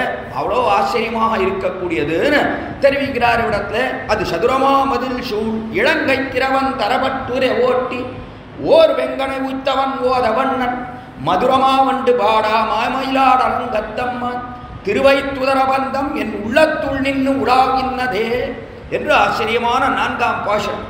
இந்த பாசுரத்தில் எப்படி இருக்கக்கூடியது எம்பெருமானுடைய வயிறுன்னு ஆச்சரியமாக வர்ணிக்கிறார். முதல்ல சதுரமா மதில் சூழ் இலங்கை கிரவன் தலபட்டுதர ஓட்டி என்று இந்த எம்பெருமான் இருக்கானே, இந்த எம்பெருமானிடத்துல எல்லா தன்மைகளையும் அனுபவிக்கலாம். எதெல்லாம் அனுபவிக்கலாம் என்று சொன்னார். அறப்பெரியவனாக இருக்கிறான். அதை முதல் பாசுரத்திலே சொல்லிட்டார். அமரான் ஆதிப்பிரான் என்கிறபடினாலே கெட்ட குணங்களுக்கு எதிர்த்தட்டாகவும் நற்குணங்களுக்கு இருப்பிடமாகவும் அறப்பெரியவனாக இருக்கிறான். அந்த தன்மையும் அனுபவிக்கலாம். அதே போலத்தான் இந்த எம்பெருமானத்தில் திருமலையில் இருக்கானே, அந்த மலையில் அந்த காலத்துலலாம் மலையில் போய் சேவிக்கிறதுனா ரொம்ப கஷ்டம். திருமலையில் போய் சேவிக்கிறதுனா ரொம்ப கஷ்டமான ஒரு விசாரம் இடத்துல. ஏன்னா குளிரருவி வேங்கடம்னு ரொம்ப குளிர் அதிகம். காஞ்சிபுரத்தில் ஒரு பெரிய வித்வான் எழுந்தவர் இருந்தார். அந்த சுவாமி அடிக்கடி ஒன்று சொல்லுவது உண்டு. திருமலைக்கு அந்த காலத்தில் போனால் எவ்வளோ செலவுன்னு கேட்பாங்க. அப்படின்னு சொல்கிறது ரொம்ப முன்னாடி. எவ்வளோ செலவுன்னா இடத்துல 8 அணா செலவு என்று தெரிவிப்பார்கள், அல்லது 3/4 ரூபாய் செலவு என்று தெரிவித்தார். அப்பொழுது அந்த காலத்தில் 4 அணா 8 அணா இருந்து இப்போ சொன்னாலே குழந்தைகளுக்கு புரியாது. அதனால் 4 அணா 8 அணா அதான் ₹1 அது 4 அணா 8 அணா என்றெல்லாம் அவடத்தில் அணாக்களாக பிரித்திருந்தார்கள் அந்த ரூபாய். அப்படி இருந்த காலத்தில் அவர் சுவாமி தெரிவிப்பார், இங்கே திருமலை போயிட்டு வரத்துக்கு 8 அணா செலவு. என்ன 8 அணா செலவுன்னா அந்த காலத்தில் காஞ்சிபுரத்தில் இருந்தார். காஞ்சிபுரத்துலேருந்து மலைக்கு திருமலைக்கு போகிறதுக்கு 4 அணா பஸ் சார்ஜாம். 4 அணா பஸ் சார்ஜ். 4 அணா பஸ் சார்ஜில் திருமலைக்கு போயிடலாம். திருமலைக்கு போனால் அங்கிருந்து திரும்பி வரத்துக்கு 4 நாள் திரும்பி வந்துடுவாரா சுவாமினா? இல்லை திரும்பி அவர் வரமாட்டார், போஸ்ட் கார் தான் வரும். என்னன்னா அவர் போயிட்டார், அங்கே திருமலையிலேயே பரமபதித்தார்னு காடு. அவ்வளோ கஷ்டம்னா மலைக்கு திருமலைக்கு போகிறதுனா அவ்வளோ கஷ்டம் என்று தெரிவிப்பார். ஆஹா, அப்படி அங்கே போயிட்டு வருதுன்னா போகிறவா யாரும் திரும்பியே வரமாட்டா. என்ன அவ்வளோ கஷ்டம், குளிர் அருவி, அங்கே ரொம்ப குளிர், அங்கே போய் அதெல்லாம் தரித்திருப்பதுன்றது ரொம்ப சிரமமாயிடுது என்று தெரிவிப்பார்கள். அதனால போகிறவர்களே கிடையாது, ரொம்ப அபூர்வம். இப்போ என்ன ஆயிடுது, நினச்ச போதெல்லாம் போயிட்டே இருக்கா. எப்போவும் கூட்டம், எப்போ பாரு கூட்டம் தானே என்று இப்பொழுது சமீபத்தில் அப்படி ஏற்பட்டது. அந்த காலத்தில் அப்படி கிடையாது. ரொம்ப யாரும் போகிறதுனாலே யோசிப்பா திருமலைக்கு. அப்படிப்பட்ட இடமாக இருந்தது தான் திருமலை. ஆஹா, அப்படிப்பட்ட அந்த இடத்துல எம்பெருமான் இருக்கிறான். அந்த எம்பெருமானை அனுபவிப்பது, அங்கு சென்று அனுபவிப்பதுனா அது கஷ்டம். அதுக்காகத்தான் எம்பெருமான் என்ன பண்ணா திருவரங்கத்தில் வந்து படுத்துருக்கு என்று அந்த எம்பெருமான் தான் இங்கே வந்து சயனித்திருக்கிறான் என்று காட்டுகிறார். நாளை திருவேங்கடமுடையானுடைய எல்லா குணங்களும் இங்கே அனுபவிக்கலாம். திருவரங்கராஜன் இடத்துல அனுபவிக்கலாம், அதில் எந்த குறையும் இல்லைன்னு இவனிடத்துல அந்த குணத்தையும் அனுபவிக்கலாம். அதற்கு மேலே என்ன, ராமாவதாரத்தில் அவன் எப்படி இருந்தான் அதையும் இங்கே அனுபவிக்கலாம்.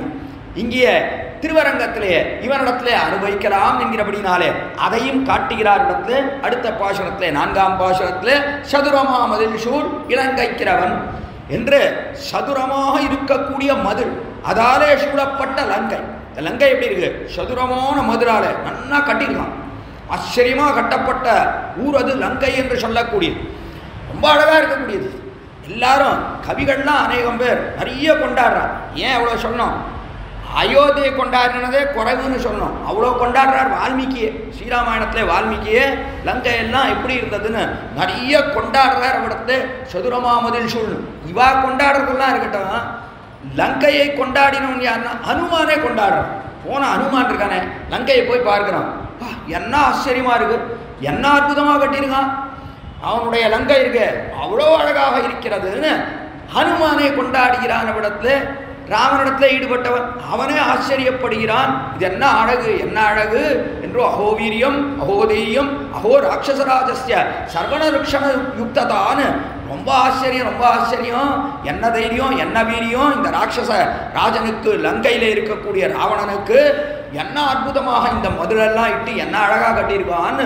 சதுரமா மதில் சூழ் என்று மிகவும் சதுரமாக இருக்கக்கூடிய மதில் ரட்சையாக நிறைய வச்சிருக்கான். எவ்வளோ மதில்கள்? 3 அரண்களிலே காட்டுங்க. முதல்ல ஜலதுர்கம் என்று ஜலம் இருக்கே சமுத்திரம், அதுவே ஒரு மதிலாக இருக்கு. மதில்னு சொன்னால் ரட்சிக்கக்கூடியதுன்னு அர்த்தம். மதில் சுவர் இருக்கே கோயிலெல்லாம் மதில்னு பார்க்கிறது. மதில் என்ன பண்ணுறது? உள்ளே இருக்கிற எம்பெருமானை ரட்சிக்கிறது, அது காப்பாற்றுகிறது என்று நாம் சொல்லுகிறோம். அதே போல இந்த லங்கைக்கு எது மதில்னா முதல்ல சமுத்திரமே மதில். அது அகடியாக இருக்கிறது. அதற்கு நடுவில் தான் லங்கை இருக்கிறது. லங்கை தீவு தானே, அதனால சுற்றி தண்ணி தான், சுற்றி சமுத்திரமே அகடியாக இருக்குண்ணா. பொதுவாக கோட்டைகள்னு பார்த்தா இந்த கோட்டைகள்ல என்ன சுற்றி ஜலம் இருக்கு. இந்த ஜலத்தை தாண்டி உள்ளே வர முடியாது தானே பார்க்கிறோம். நாம் இந்த கோட்டைகளை சுற்றி அதற்கு அகடி என்று பேர். அந்த அகடி இருக்கு அது எது இதற்குன்னா இந்த லங்கைக்கு சமுத்திரமே அகடியாக இருக்கு. சமுத்திரத்தின் நடுவிலே தீவாக இருக்கிறது. அப்படிப்பட்ட அதுதான் முதல்ல இருக்கக்கூடிய அரண் மதில், அதான் முதல் மதில். அடுத்தபடியா உள்ள போன ஜலதுர்கம், கிரிதுர்கம், அடுத்தபடியா வனதுர்கம்னு நிறைய காடு. உள்ள போனா காடு, சுலபமா போக முடியாது. ராவணனுடைய அரண்மனைக்கு போறதுன்னா முதல்ல சமுத்திரத்தை தாண்டணும், அதுக்கப்புறம் நிறைய காடு, அந்த காடெல்லாம் தாண்டணும். காடெல்லாம் தாண்டி போனா கிரிதுர்கம்னு நிறைய மலைகள். காடு ஒரு மதிலா இருக்கு, உள்ள போனா மலைகள் இருக்கே அவைகளெல்லாம் மதிலாக இருக்கிறது. மலைகளும் மதில் இடத்துல என்று பார்க்கிறோம். ஜலதுர்கம்னு இந்த சமுத்திரம் ஒரு மதிலா இருக்கு, அதற்குள்ள போனா காடுகள் எல்லாம் மதிலா இருக்கு, அதை தாண்டி போன மலைகளெல்லாம் மதிலாக இருக்கிறது. அப்படிப்பட்ட மதிலாலே சூழப்பட்டதுதான் லங்கை. அதெல்லாம் தாண்டி உள்ள போனாதான் அரண்மனையே பார்க்க முடியும், ராவனுடைய அரண்மனையை பார்க்க முடியும். அவ்வளவு சிரமமாக இருக்கக்கூடியதுதான் அது என்கிறபடினாலே தான் அதை தெரிவிக்கிறார். சதுரமா மதில் சூழ் என்று மதிலாலே சூழப்பட்ட லங்கை சதுரமா மதில் சூழ் இலங்கைக்கு இறைவன் தலைவட்டுதிர ஓட்டி. அந்த லங்கைக்கு இறைவன், அதற்கு தலைவனாக இருக்கிறான் ராவணன். இப்போ பார்த்துக்கணும் இல்லையோ, எதுக்காக இவ்வளோ சொல்கிறார், எதுக்காக இவ்வளோலாம் கொண்டாடணும்னா லங்கையை போய் இவ்வளோ கொண்டாடுதானா?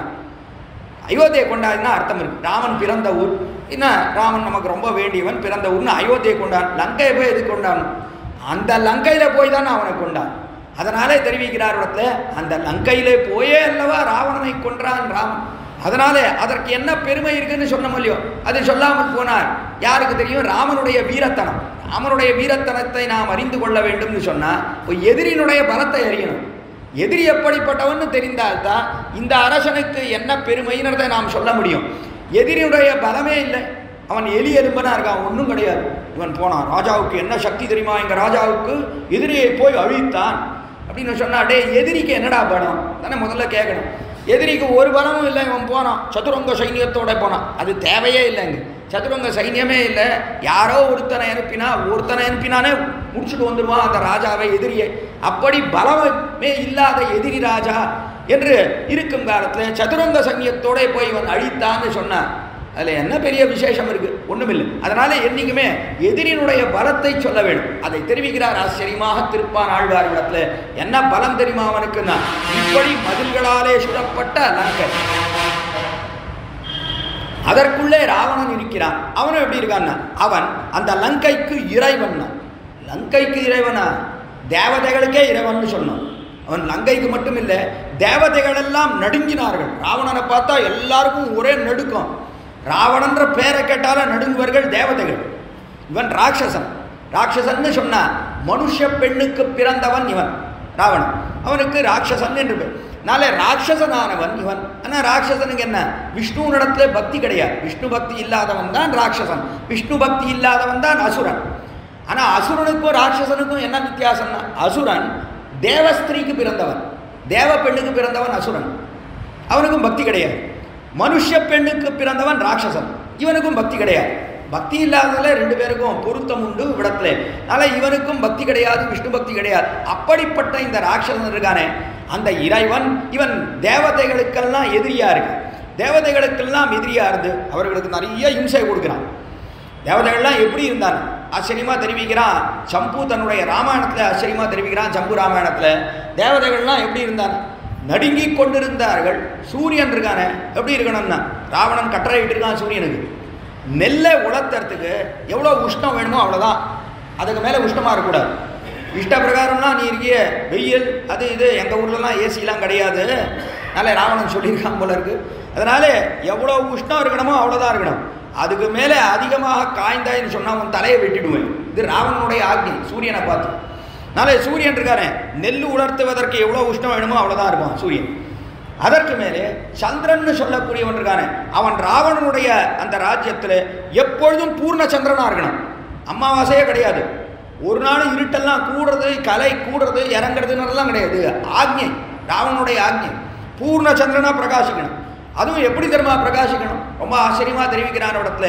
ராவணன் இருக்கானே ராத்திரி போய் வேட்டையாடிட்டு வருவான், எல்லா இடத்துலையும் போய் வேட்டையாடித்து இவர்களுக்கு கீழே சொன்ன நேற்றைய தினமே நிஷாச்சரர்கள் அன்று நேர்ந்த நிஷாச்சரரைன்னு சொன்னார்களோ, ராத்திரியிலே சஞ்சாரம், ராத்திரியில் தான் நிறைய சஞ்சரிப்பார்கள். ராவணன் போய் ராத்திரி வேட்டையாடிட்டு 2 மணிக்கு அங்கேருந்து வருவான். தன்னுடைய அரண்மனைக்கு வந்தால் தன்னுடைய குளியல் அறை, ஸ்நானம் பண்ணுற இடம், அந்த குளியல் அறை இருக்கே 1000 கால் மண்டபம், நிறைய கால்களோடைய கூடின பெரிய அறை, குளிப்பதற்காக இருக்கக்கூடிய அறை. அந்த அறையில் அந்த தூண்கள்லாம் இருக்கு, 1000 கால்கள் தூண்கள் இருக்கு. அந்த தூண்கள் மீது நிறைய பொம்மைகள், நிறைய பெண் வடிவம் கொண்ட பொம்மைகள். அதன் கையில எல்லாம் சந்திரகாந்த கல்லுன்னு சொல்லக்கூடிய ஒரு கல், அந்த கல்லாலையான பெரிய குடங்கள் அதையெல்லாம் சுமந்துட்டு இருக்கு. அப்படி அந்த சிலைகள் எல்லாம் தூண் மேலே இருக்கிற சிலைகள். இந்த சந்திரகாந்த கல்லுக்கு என்ன தன்மைனா, சந்திரனுடைய கிரணம் அது பட்டதுன்னு சொன்னால் அது உருகும், தன்னுடைய உருகிடும் அந்த கல்லானது. அப்படிப்பட்ட கல்லை எல்லாம் சுமந்துட்டு இருக்கு. ஆனால் சந்திரனுடைய கிரணம் இருக்கு, அது நல்லா பூர்ணமாக படணும். ராவணன் வருவான் வேட்டையெல்லாம் ஆடிட்டு, இன்னைக்கு எந்த தூண் முன்னாடி போய் நிற்கலாம் அப்படின்னு பார்ப்பான். ஏதோ ஒரு தூணை தேர்ந்தெடுப்பான், அதன் முன்னாடி போய் நிற்பான். நின்ன உடனே சந்திரன் ஆகாயத்தில் எங்கே இருந்தாலும் அதிவேகமாக வந்து அந்த சந்திரகாந்த கல் இருக்கு அதன் மீது தன்னுடைய கிரணங்களை பூர்ணமாக விடணும், பூர்ண சந்திரனாக இருந்து விடணும். அப்பொழுதுதான் என்ன ஆகும், அதிலிருந்து குடியிருந்த தண்ணீர் வரும். ஷவர் பாத்துன்னு சொல்கிறோமே, அதான் வேற ஒன்றும் இல்லை. அதனால் அப்படி ஷவர்லேருந்து ஜலம் கொட்டுற மாதிரி அந்த சந்திரகாந்த கல் உருகி ராவணன் தலையில் விழும். தலையில் விழுந்தா நன்னா குளிப்பான் ராவணன். குளித்த பிற்பாடு அப்படி கண்ணாலே ஒரு தடவை அப்படி சந்திரனை பார்ப்பான்.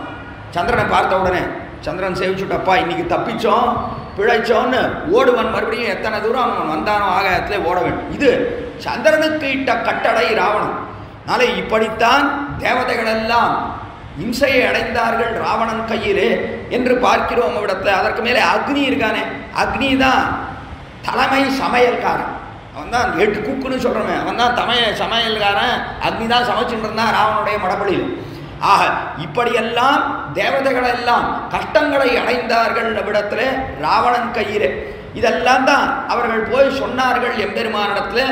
அதனால்தான் எம்பெருமான் விஷ்ணுவானவன் தசரதாத்மஜனாக, தசரதனுக்கு பிள்ளையாக ராமனாக வந்து திருவோதாரம் பண்ணினான்.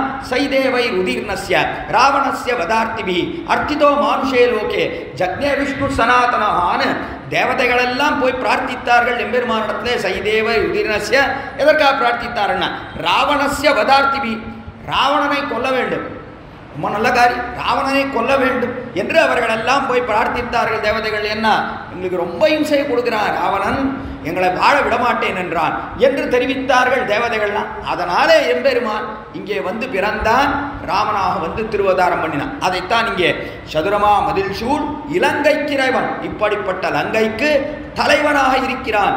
தேவதைகளுக்கெல்லாம் தலைவனாக இருந்தான் இவன். இலங்கைக்கிறைவன் தலைவத்துதிர ஓட்டி என்று லங்காம் ராவண பாலித்தான். வேற ஒன்றும் வேண்டாம்னா இந்த மதில்கள் எல்லாம் இருக்கே, சதுரமா மதில் சூழ்னு கீழே சொன்னேனே மதில்கள், அதாவது சமுத்திரம் ஒரு மதில், காடு ஒரு மதில், மலைகள் எல்லாம் ஒரு மதில்னு சொன்னேன். அப்படிப்பட்ட மதில்களே தேவையில்லை. ராவணன் லங்கையை ஆழ்கிறான்னு சொன்னாலே போதும், யாரும் கிட்டே வரமாட்டான். அவ்வளோ பயம். ராவணன்ற பேரை கேட்டாலே நடுங்குவர்கள், மனிதர்கள் என்று தேவதைகளே நடுங்குவார். அப்படிப்பட்ட ஏத்தத்தோட கூடினவன் தான் ராவணன். அதுக்காக சொல்றாரு இங்க, அவனுடைய பெருமை தெரியணும் இல்லையோ. அப்படிப்பட்டவனை அழித்தான் சக்கரவர்த்தி திருமன்னு சொன்னாதான் ஒரு மனுஷனானவன் இவ்வளோ பலிஷ்டனான ஒரு ராட்சசன் அவனை கொன்றான்னு சொன்னாதான் ராமனுடைய பெருமை தெரியும். அதற்காக தெரிவிக்கிறார் இவ்விடத்துல, சதுரவா மதில் சூழ் இலங்கைக்கு இறைவன் லங்கை ராவணனாலே ரட்சிக்கப்படுகிறது என்கிற ஒரே வார்த்தை போரும். லங்காம் ராவண பாரிதாம்னு சொன்னாலே போரும். அப்படிப்பட்ட பெருமை ராவணனுக்கு உண்டு. நாளே இலங்கைக்கிறவன் தலைபத்தரு உதிர ஓட்டி ஓர் வெங்கடை ஊய்த்தவன் என்று தலைபத்து அவனுடைய தலையிருகை அதெல்லாம் போகும்படியா உதிர்த்தெறிந்தான். பணங்காய் உதிர்க்கிறா போர். ராவணனுக்கு என்னன்னா ஒரு வரம் வாங்கி வச்சிருக்கான். என்னன்னா அவனுடைய தலைகளானது உதிர உதிர அது மறுபடியும் முளைக்கும், அது முளைத்து எழும். அப்படிப்பட்ட ஒரு சக்தி விசேஷத்தை வாங்கி வைத்திருக்கிறான் ராவணனானவன். அதனால இது பிரம்மா வரம் கொடுத்திருக்கார். அதற்கு சேர தலைகளானது அது உருண்டு உருண்டு செல்ல, மேலும் மேலும் தலைகள் வளர, கடைசியிலே ஓர் வெங்கடை உய்த்தவன் தலைபத்தருத்து வந்து ஓர் வெங்கடை உய்த்தவன் ஒரே வெங்கனை கொடிய ஒரு அம்பு. கடைசியில அந்த அம்பை விட்டான். ஒரே அம்பு தான் கடைசியில அந்த அம்பை விட்டான் ராவணனானவன். ராவணனை குறித்து அது பிரம்மாஸ்திரம், அதைத்தான் ஓர் வெங்கனைன்னு தெரிவிக்கிறார். கொடிய அம்பானது அதை பிரயோகம் படுத்தினான். எவ்வளவோ பார்த்தான் சக்கரவர்த்தி திருமனோ, இவனும் சேர்ந்துடவனோ நம்மோட சேருவனோ. ராவணனை கொல்லுவதிலே அபிப்பிராயமே கிடையாது. ராவணனை கொல்ல வேண்டும்னு ஆசையா, ஒரு நாளும் ஆசை கிடையாது அவனுக்கு. என்னன்னா எப்படியாவது ராவணன் நம்மோட சேருவனோ அதுக்காகத்தான் பார்த்துட்டே இருக்கான். தான் உண்மையிலேயே அவதாரம் இது எதற்காக பண்ணினான் அப்படின்னா ராவணனை கொல்ல வேணும். அதான் கீழே தெரிவித்தேன். தேவதைகள்லாம் போய் பிரார்த்தித்தார்கள் எம்பெருமானிடத்தை, ராவணனை கொல்ல வேணும் தான் வந்து பறந்துருக்கான்.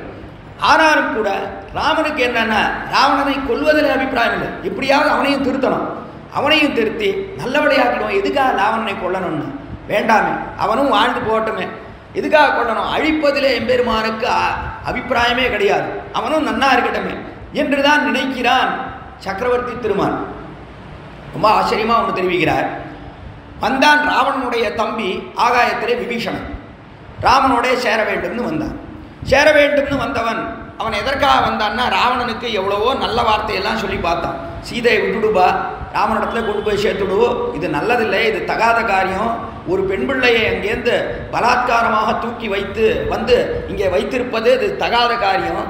நாளை சீதையை கொண்டு போய் விட்டுடு என்று பிரதீயதாம் தாசரதாய மைத்திரின்னு எவ்வளவோ உபதேசம் பண்ணி பார்த்தான் விபீஷணன், ராவணனுடைய தம்பி.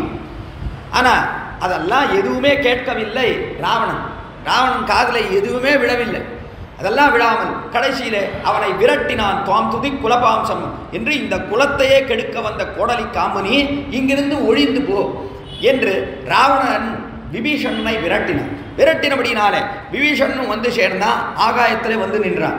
கடைசியிலே இவனை சேர்த்துக்கிறதா வேண்டாமா என்று அங்கிருக்கக்கூடிய சுக்ரீவன் முதலிய குரங்குகள் அவர்களெல்லாம் ராமனிடத்தில் இவனை சேர்த்துக்க கூடாதுன்னு, இவனை சேர்த்துக்க கூடாது, ராட்சசனிடத்துலேன்னு வந்திருக்கான், கெட்டவன், தானே வேற தன்னை பற்றி சொல்லிக்கிறான் இடத்துல. விபீஷணன் எனக்கு பேரு, ராவணனுக்கு பின்பிறந்தவன் நான் என்றெல்லாம் தன்னுடைய தாழ்ச்சி, நான் மிகவும் தாழ்ந்தவன் என்றெல்லாம் தன்னை பற்றிலாம் நிறைய சொல்லியிருக்கிறான். ராவணோ நாம துருத்தா ராட்சசோ ராட்சசேஸ்வரா தஸ்யாம் அனுஜோபிராதா விபீஷணம் இதி ஸ்ருதா என்று ராவணன் ரொம்ப கெட்ட நடவடிக்கையோட கூடினவன், ராட்சசன், அவனுக்கு பின்பிறந்தவன் நான், எனக்கு விபீஷணன் என்று பெயர்னு இப்படிலாம் சொல்லிட்டு வந்திருக்கான். அதனால இவனை ஒரு காலம் சேர்த்து கொள்ளக்கூடாதுன்னு சுக்ரீவன் முதலியவர்கள்லாம் சொன்னான். நான் கடைசியில் ராமன் இருக்கானே எப்படியோ சுக்ரீவனை எல்லாம் சமாதானப்படுத்தி, இல்லை கட்டாயம் சேர்த்துக்கணும், சேர்த்துக்காமல் இருக்கக்கூடாது, வந்தவனை ஒரு காலத்திலும் நான் விடமாட்டேன்னு நிறைய அவனுக்கெல்லாம் எடுத்து சொல்லி கடைசியில் ஒரு வாராக தெளிந்தான் சுக்ரீவன். சுக்ரீவனுக்கு என்ன பயம்னா ராமனுக்கு ஏதாவது ஆபத்து வந்துட போகிறது, இந்த ராட்சசனாலே இவனுக்கு ஏதாவது ஆபத்து வந்துட போகிறது, அதனாலே அவனை நாம் சேர்த்து கொள்ளக்கூடாதுன்னு அவன் நினைக்கிறான் சுக்ரீவன். ஆனால் ராமன் கடைசியில் தெரிவித்தான், எனக்கு ஒரு ஆபத்தும் வராது சுக்ரீவா, ஏன் பயப்படுற, எனக்கு எந்த ஆபத்தும் வராது, அதனாலே நான் கட்டாயம் சேர்த்துக் கொள்கிறேன், வந்தவனை என்னால் விட முடியாது, ஒரு தடவை என்னை நோக்கி 4 அடி எடுத்து வச்சான்னா அவனை கட்டாயம் நான் கைவிட மாட்டேன் என்று தெரிவித்தான் ராமன். அப்படி சொன்னபடினாலே கடைசியில் சரி தெளிந்தான் சுக்ரீவன்.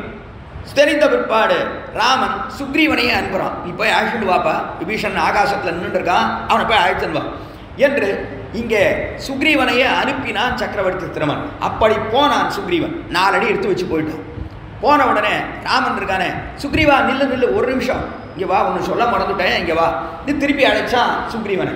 அழைத்து அவன் சொன்னது, ஆனையினம் மரிஷ்டேஷ்டா தத்தமஸ்யா அபயம்மயா விபீஷணோவா சுக்ரீவா எதி வா ராவணஸ்வயம். தெரிவித்தான் ராமன். ஆனையினம் மரிஷ்டேஷ்டா, குரங்குகளுக்குள்ளே மிகவும் சிறந்தவனாக இருக்கக்கூடிய சுக்ரீவனே, நீ போய் அழைத்து வா. யாரைனா? விபீஷணன். விபீஷணனை அழைச்சு வா. ஆனால் ஒன்று சொல்ல மறந்துட்டேன் விபீஷணா, ஒருவேளை நீ போய் பார்த்துட்டு நாம் இத்தனை காலம் இங்கே பேசிட்டு இருந்தோம் இல்லையோ, அதுக்குள்ளே ஒருவேளை ராவணன் வந்திருப்பான்னு வச்சுக்கோ. ராவணன் வந்திருந்தான்னா உடனே ராவணனையும் ஆஷன் வந்துடும். உடனே மறுபடியும் திரும்பி வந்து, சுவாமி விபீஷணனை தான் ஆஷன் வரலான்னு போனேன், அங்கே போய் பார்த்தா ராவணனும் வந்திருக்கான். இப்போ ராவணனை ஆஷன் வருதா வேண்டாமா?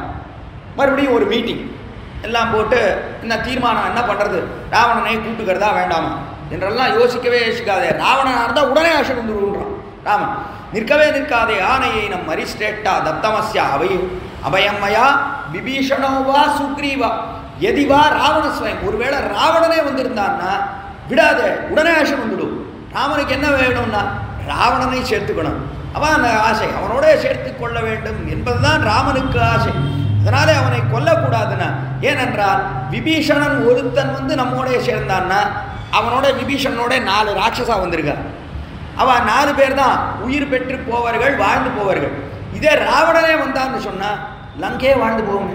இதுக்கு அனாவசியமாக கொல்லணும், என்ன பிரயோஜனம்? கொல்றதுனால என்ன லாபம்னா அது லாபம் என்று அவனும் திருந்தி நம்மோட சேருகிறேன்னு வந்தா அது போருமே என்று நினைக்கிறான் ராம். இவ்வளோ உயர்ந்த குணத்தோடைய கூடினவன் சக்கரவர்த்தி திருமன்.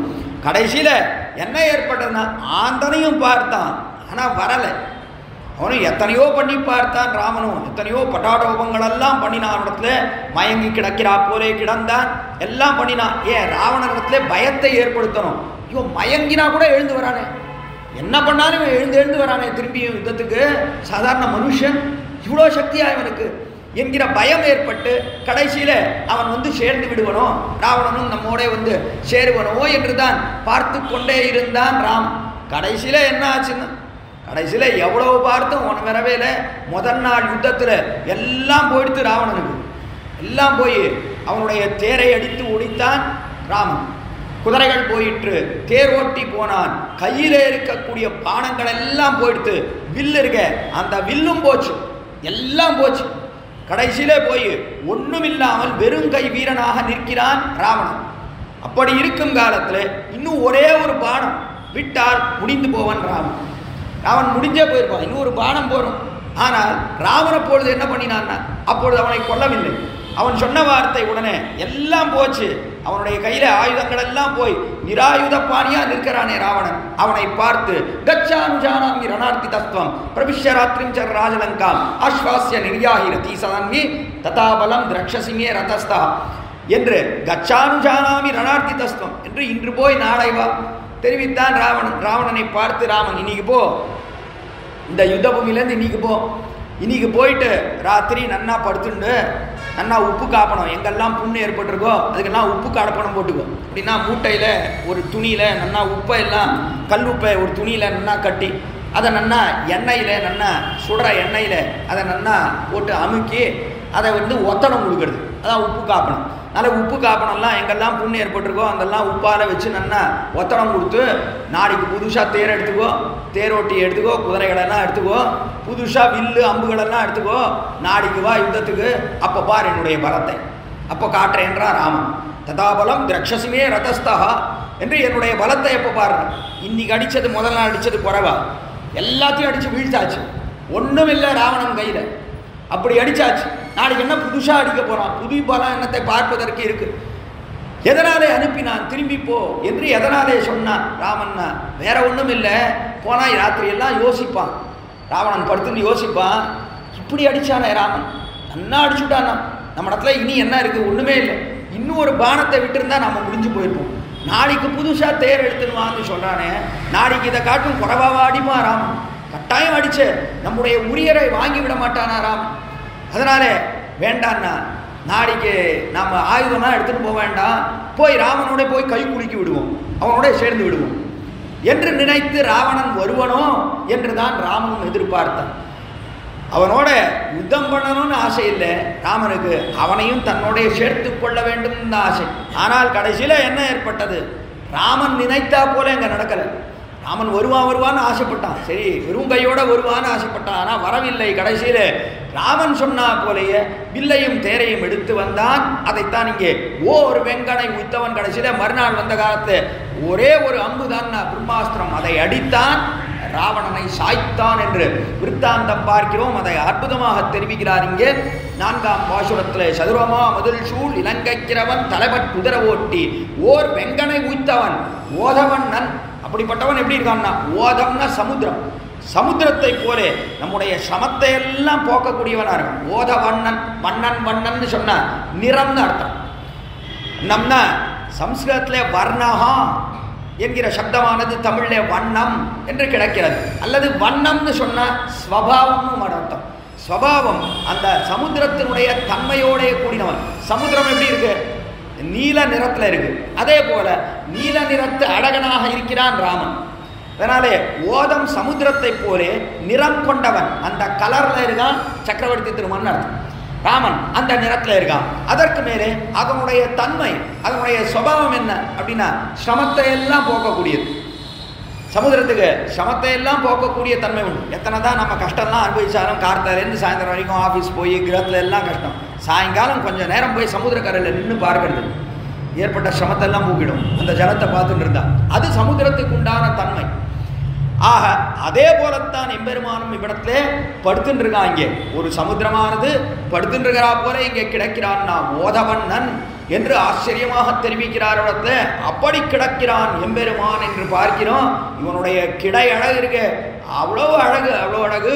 ஒரு பெரிய சமுத்திரமே படுத்து கொண்டா போல இருக்கிறது. ஆச்சரியமா ஒன்று தெரிவிக்கிறார். இந்த காலத்தில் எம்பெருமான் படுத்து இருந்தான். எங்கே படுத்துட்டு இருந்தான்னா திருப்புள் அணைன்னு பார்க்கிறோம், சேதுக்கரை. இந்த சேதுக்கரையில ராமனானவன் படுத்து கிடந்தான். அப்பொழுது பாகும் உஜகபோகாய பதாய அரிசூதனா அஞ்சலிம் பிராங்குக கிருத்வா பிரதிசிஷ்யே மகோததே என்று ஆச்சரியமான ஸ்லோகம் பார்க்கிறோம். எம்பெருமான் வந்தான், கடற்கரைக்கு வந்தான். அப்போதான் விபீஷணனும் வந்தான். கீழே சொன்னேன், அவன் வந்து சேர்ந்தான். எம்பெருமானுடைய கடைசியில் சேர்த்துண்டான். எம்பெருமான் சேர்த்துண்ட அந்த விபீஷண இடத்துல ராமன் கேட்டான், விபீஷணா இந்த கடலை எப்படிடா தாண்டது அப்படின்னு கேட்டான். அவனிடத்துல கேட்கக்கூடாத கேள்வி, தவறான கேள்வி இது. ஏன் அப்படின்னா விபீஷணன் என்ன கடலில் தாண்டியா வந்தான், என்ன கப்பலில் வந்தானா, கடல் மேலே ஏதாவது அணை கட்டி வந்தானா, ஒன்றுங்க அவன் ஆகாயத்தில் பறந்து வந்தான். அவனிடத்துல போய் கேட்குறான் ராமன். ரொம்ப ஆச்சரியம். ஏன் அப்படின்னா ஏதோ ஒன்று சமுதிரத்தை தாண்டி வந்திருக்கான், இவன் என்ன சொல்கிறான் பார்ப்போம் என்று கேட்டான். கேட்ட உடனே விபீஷணன் பார்த்தான். அவன் சொன்னான் உடனே அவன் தெரிவித்தான், ராமா இந்த சமுத்திரராஜனை நோக்கி நீ சரணாகதி பண்ணு அவன் சொன்னான். ஏன் சரணாகதி பண்ணுன்னு அவன் ஏன் சொன்னான்? அவனுக்கு சரணாகதி பலிச்சு, அதனால அதையே சொல்லு ராமனுக்கு. ஏன்னா அவனுக்கு சரணாகதி நன்னா பலிச்சுது. அவன் வந்து சரணாகதி பண்ணா கடைசியில ராமனோட சேர்ந்துட்டான். அதே போல ராமனும் சரணாகதி பண்ணா சமுத்திரராஜனானவன் அவன் வருவன், அவன் ஏதாவது வழி பண்ணுவான். இந்த குரங்குகள் எல்லாம் தாண்டி சமுத்திரத்தை தாண்டி லங்கைக்கு போகிறதுக்கு அவன் வழி பண்ணுவான். அதனாலே சரணாகதி பண்ணு. சில பேருக்கு ஒரு மருந்து பலிச்சுன்னா அதையே எல்லாருக்கும் சொல்லுவான். அந்த காலத்துலாம் சுக்கு கஷாயம்னு ஒன்று உண்டு. இந்த சுக்கு கஷாயம் இருக்கு, அது எல்லாருக்கும் எதுவாக இருந்தாலும் சரி, தலைவலியோ கால் வலியோ வைத்த வலியோ எந்த வலி எதுவாக இருந்தாலும் சுக்கு கஷாயம் போட்டு சாப்பிடுமே. இதே போல தான் இப்போவும் ஏதாவது ஒரு மருந்து வச்சுட்டு இருப்பா சில பேர். அந்த மருந்து அவர்களுக்கு பலித்ததுன்னு சொன்னால் அதுக்கும் அவர்களுக்கு இன்னொருத்தருக்கு வந்த வியாதிக்கும் சம்மந்தமே இருக்காது. அந்த மருந்துக்கும் இந்த வியாதிக்கும் சம்மந்தமே இருக்கும். இருந்தாலும் அந்த மருந்தையே சொல்லுவோம். சில பேருக்கு அதே தான் தன்மை. அதே போலத்தான் இவ்விடத்துல அவனுக்கு பலித்தது அந்த மருந்து சாத்தா இவனுக்கு எல்லாம் வேலை பண்ணுறதுன்றபடினாலே அதே மருந்து இன்னொருத்தனுக்கும் வேலை பண்ணுமா? அது சொல்ல முடியாது. ஆனால் விபீஷணன் என்ன நினைத்தானா, நமக்கு சரணாகதி வேலை பண்ணி தோழியோ, நம்ம சரணாகதி பண்ணினோம் சேர்ந்துட்டோம் ராமனோட. அதே போல ராமனும் சரணாகதி பண்ணினால் சமுத்திரராஜனும் இவனுக்கு காரியம் பண்ணுவன்னு நினைத்து சரணம் கந்தும் அருகசி சமுத்திரம் ராகவோராஜ சரணம் கந்தும் அருகசி என்று இந்த சமுத்திரராஜனை நோக்கி சரணாகதி பண்ணு ராமான்னு தெரிவித்தான். ராமனும் பார்த்தான், சரி சரணாகதி பண்ணுவோம்னு அவிடத்துல நன்னா நீராடினான். நீராடி அவிடத்துல சுத்தனாக இருந்து, ராமனுக்கு எந்த காரியம் பண்ணினாலும் சுத்தனா பண்ணியே பழக்கம் அவனுக்கு. அதனால நன்னா நீராடினான். கண்ணனுக்கு தான் அது கிடையவே கிடையாது. கண்ணனுக்கு குளிக்கிறதுனாலே ஓடி போடுவான், 10 அடி ஓடுவான். ராமன் நினைச்சதுக்கெல்லாம் குளிப்பான். கண்ணன் இருக்கானே எப்படின்னா அவனுக்கு குளிக்கிறதுனாலே பிடிக்காது. அதனால தான் பெரியாழ்வார் தம்முடைய திருமடியில மஞ்சனமாட நீவாராய் மஞ்சனமாட நீராராய்னு ஒரு பட்டலாட்டில் குளிக்க வாடா கண்ணா, குளிக்க வாடா கண்ணா அப்படின்னு என்ன அழைச்சாலும் குளிக்க வரவே மாட்டான். கண்ணனுக்கு குளிக்கிறதுனாலே பிடிக்காது. அப்படியே இருக்கட்டும்னா அப்படியே அவன் இருக்கானே அப்படியே அந்த மாடுகளோடு அதோடெல்லாம் பழகி அவனுக்கு ஒன்றும் அதெல்லாம் ஒன்றுமே கிடையாத இடத்துல சாப்பிடுவான், கையை கூட ஆக மாட்டான், அப்படியே வஸ்திரத்திலேயே தொடச்சுடுவான் கண்ணன். அதெல்லாம் அவனுக்கு அந்த இதுவே கிடையாது அவனுக்கு கண்ணனுக்கு. நாளே குளிக்கிறதுனாலே பிடிக்காது. கடைசியிலே தெரிவிக்கிறார் பெரியாழ்வார் யசோதா பாவனை அடைந்து கடைசியில் சொன்னது என்ன தெரியுமா? அவனை குளிப்பாடுறதுக்கு நப்பின்னை காணில் சிரிக்கும்.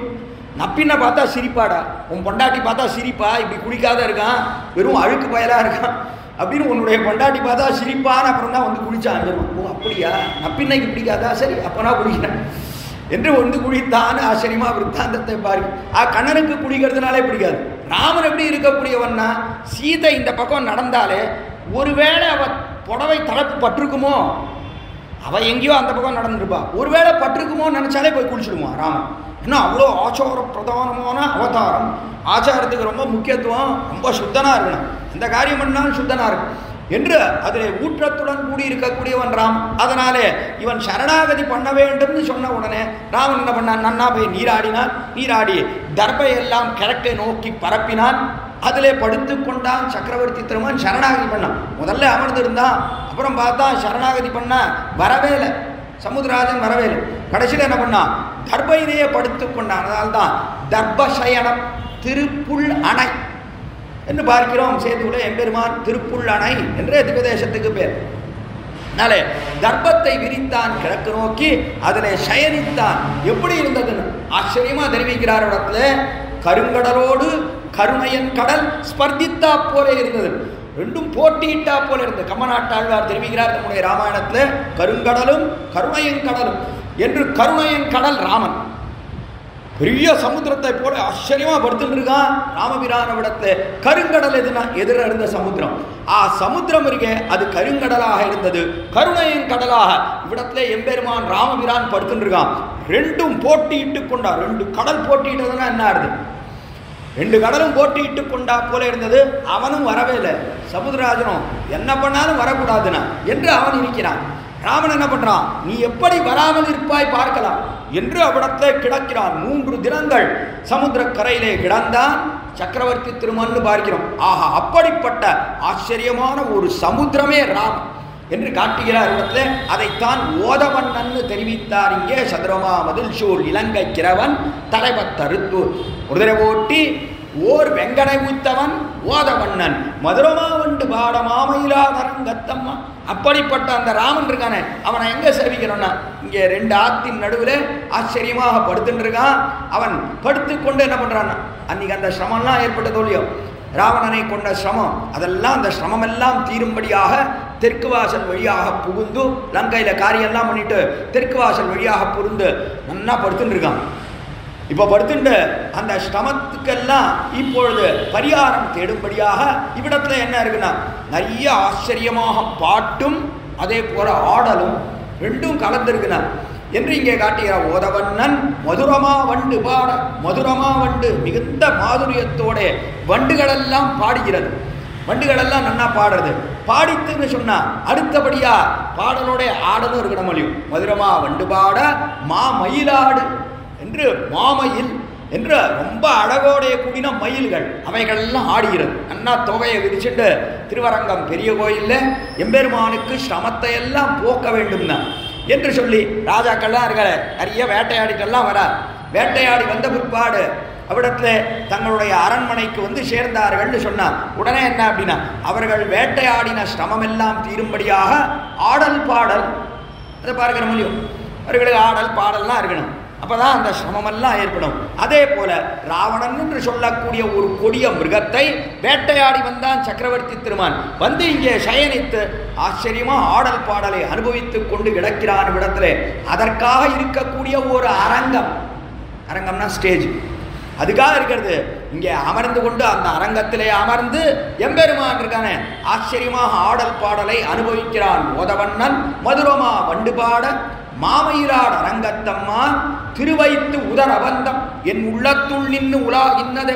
திருவைத்து உதரபந்தம், அந்த திருவயிறில் இருக்கக்கூடிய உதரம்னா வயிறு, அந்த உதரம் இருக்க அதில் இருக்கக்கூடிய உதர பந்தம் என் உள்ளத்துள் பந்தம்னா அதில் அந்த கட்டு இருக்க அந்த வயிற்றிலே கட்டினான்.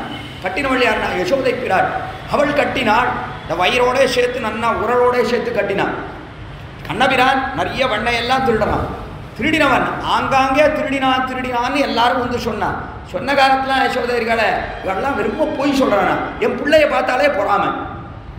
எல்லா பெண்களுக்கும் இங்கே கோகுலத்தில் என் பிள்ளைய பார்த்தாலே பொறாமை. என்ன பொறாமையின் காரணத்தால் விரும்ப திருடினா ஏதாவது ஒன்று சொல்லணும். என் பிள்ளை ரொம்ப அழகாக இருக்கானோ, நன்னா புழுக்கு முழுக்குன்னு கண்ணன்னு சொன்னாலே ரொம்ப அழகாக இருக்கான், ரொம்ப அங்கேயும் இங்கேயும் ஓடுறான், துருக்கா எல்லா காரியத்தையும் பண்ணுறான் என்கிறபடினாலே எல்லா பெண்களுக்கும் பொறாமையின் காரணத்தாலே வந்து அங்கே திருடினா இங்கே திருடினா இதை செய்கிறான் அதை செய்கிறான்னு நிறைய சொல்கிறா என்றெல்லாம் நினைத்திருந்தாள் யசோதை. கடைசியில் அவன் வீட்லேயே திருடினான்.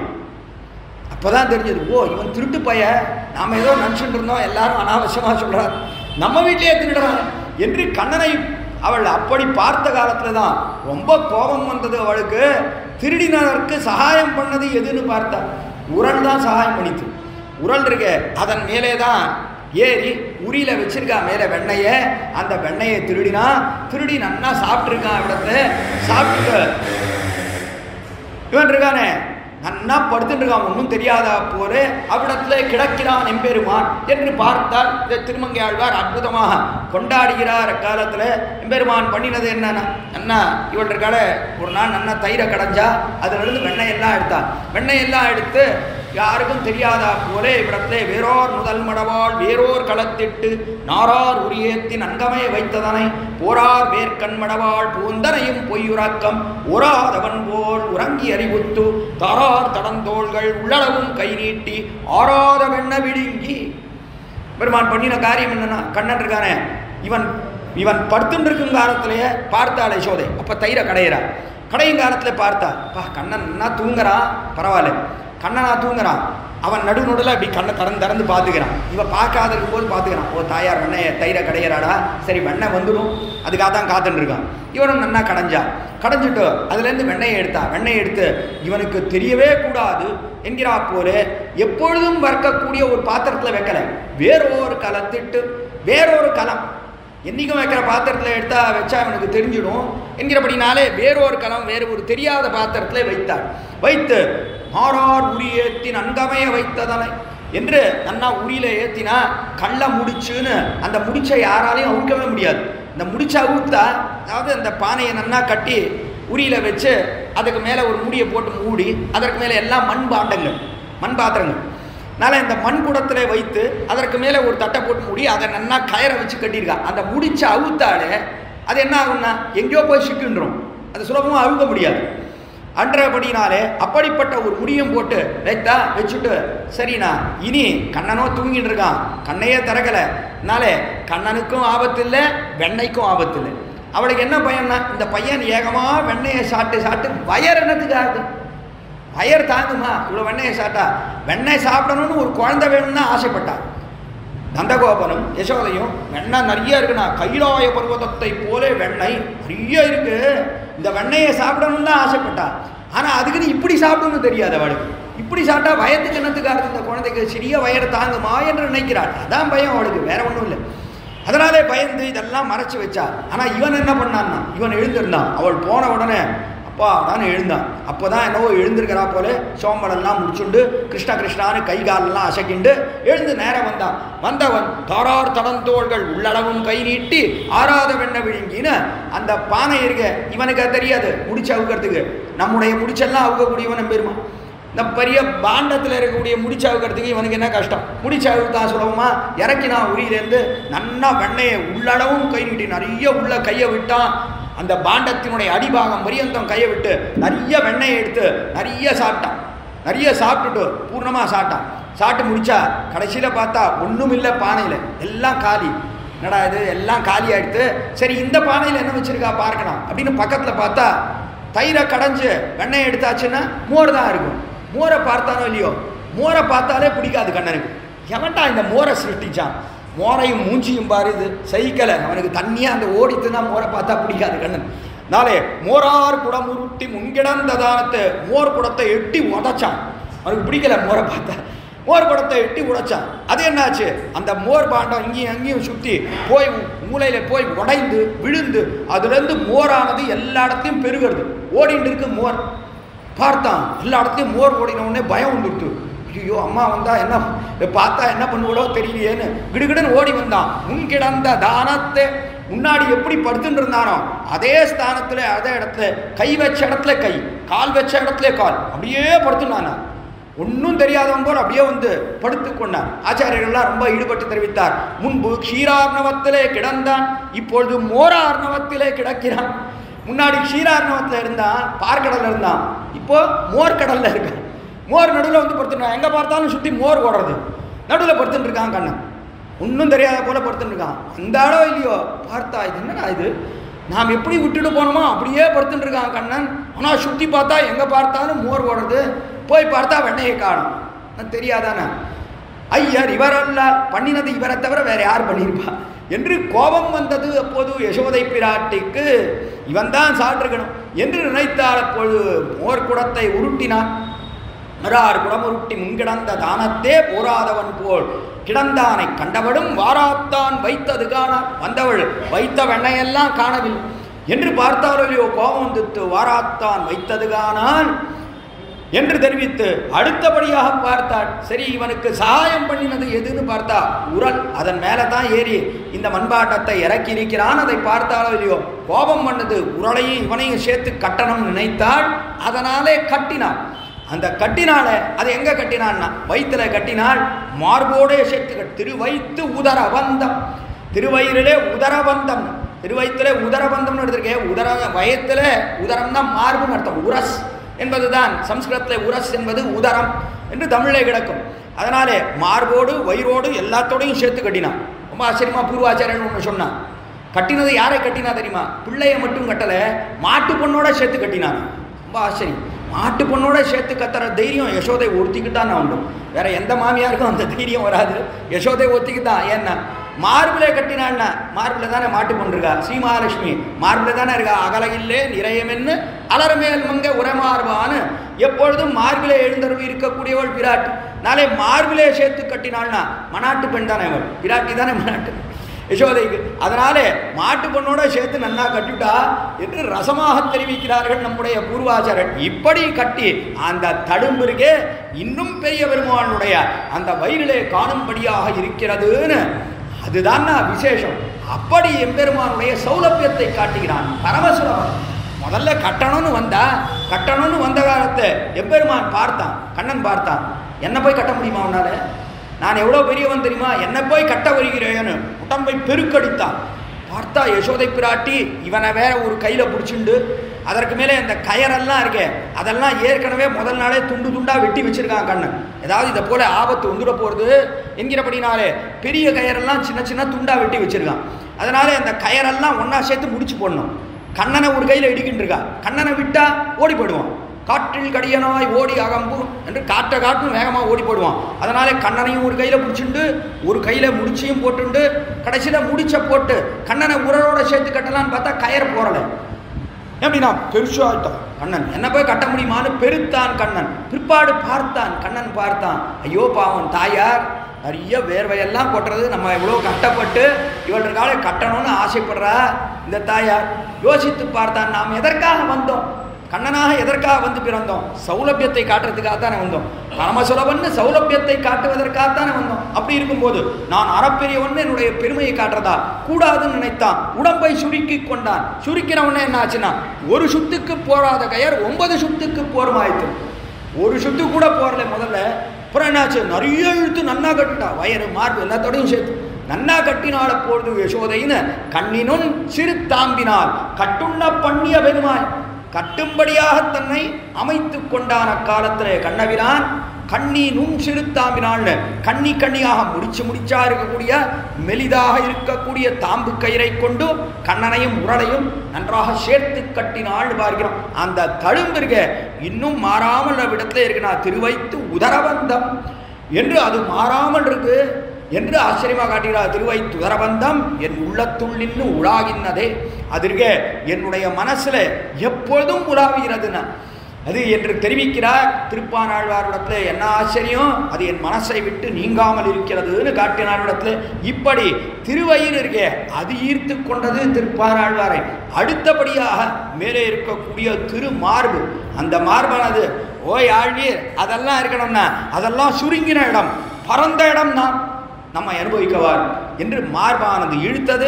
அந்த மார்பை எப்படி அனுபவிக்கிறார் என்பதை இன்றைய தினம் சாயங்காலம் இந்த கோஷ்டியில் விண்ணப்பிக்கிறேன். எல்லோரும் 6:30 மணிக்கு வந்து சேருமாறு பிரார்த்தித்து அமைகிறேன். ஸ்ரீமத்தே விஸ்வவித்தாரிய மனோநந்தன ஹேதவே நந்தநந்தன சுந்தரியை கோதாயை நித்தியமங்கலம் ஸ்ரீநகரியாம் மகாபுரியாம் தாம்பரபர்ணுத்தரேதடே ஸ்ரீதிந்திரணீ மூலதாம்னே ஷடகோபாய மங்கலம் ஸ்ரீமதே ரம்யஜாமாத்ருணீந்திராய மகாத்மனே ஸ்ரீரங்கவாசினே பூயாத் நித்யஸ்ரீ நித்தியமங்கலம். ஆழ்வார் திருவடிகளே சரணம், திருப்பான் ஆழ்வார் திருவடிகளே சரணம், எம்பெருமானார் திருவடிகளே சரணம், ஜீயர் திருவடிகளே சரணம்.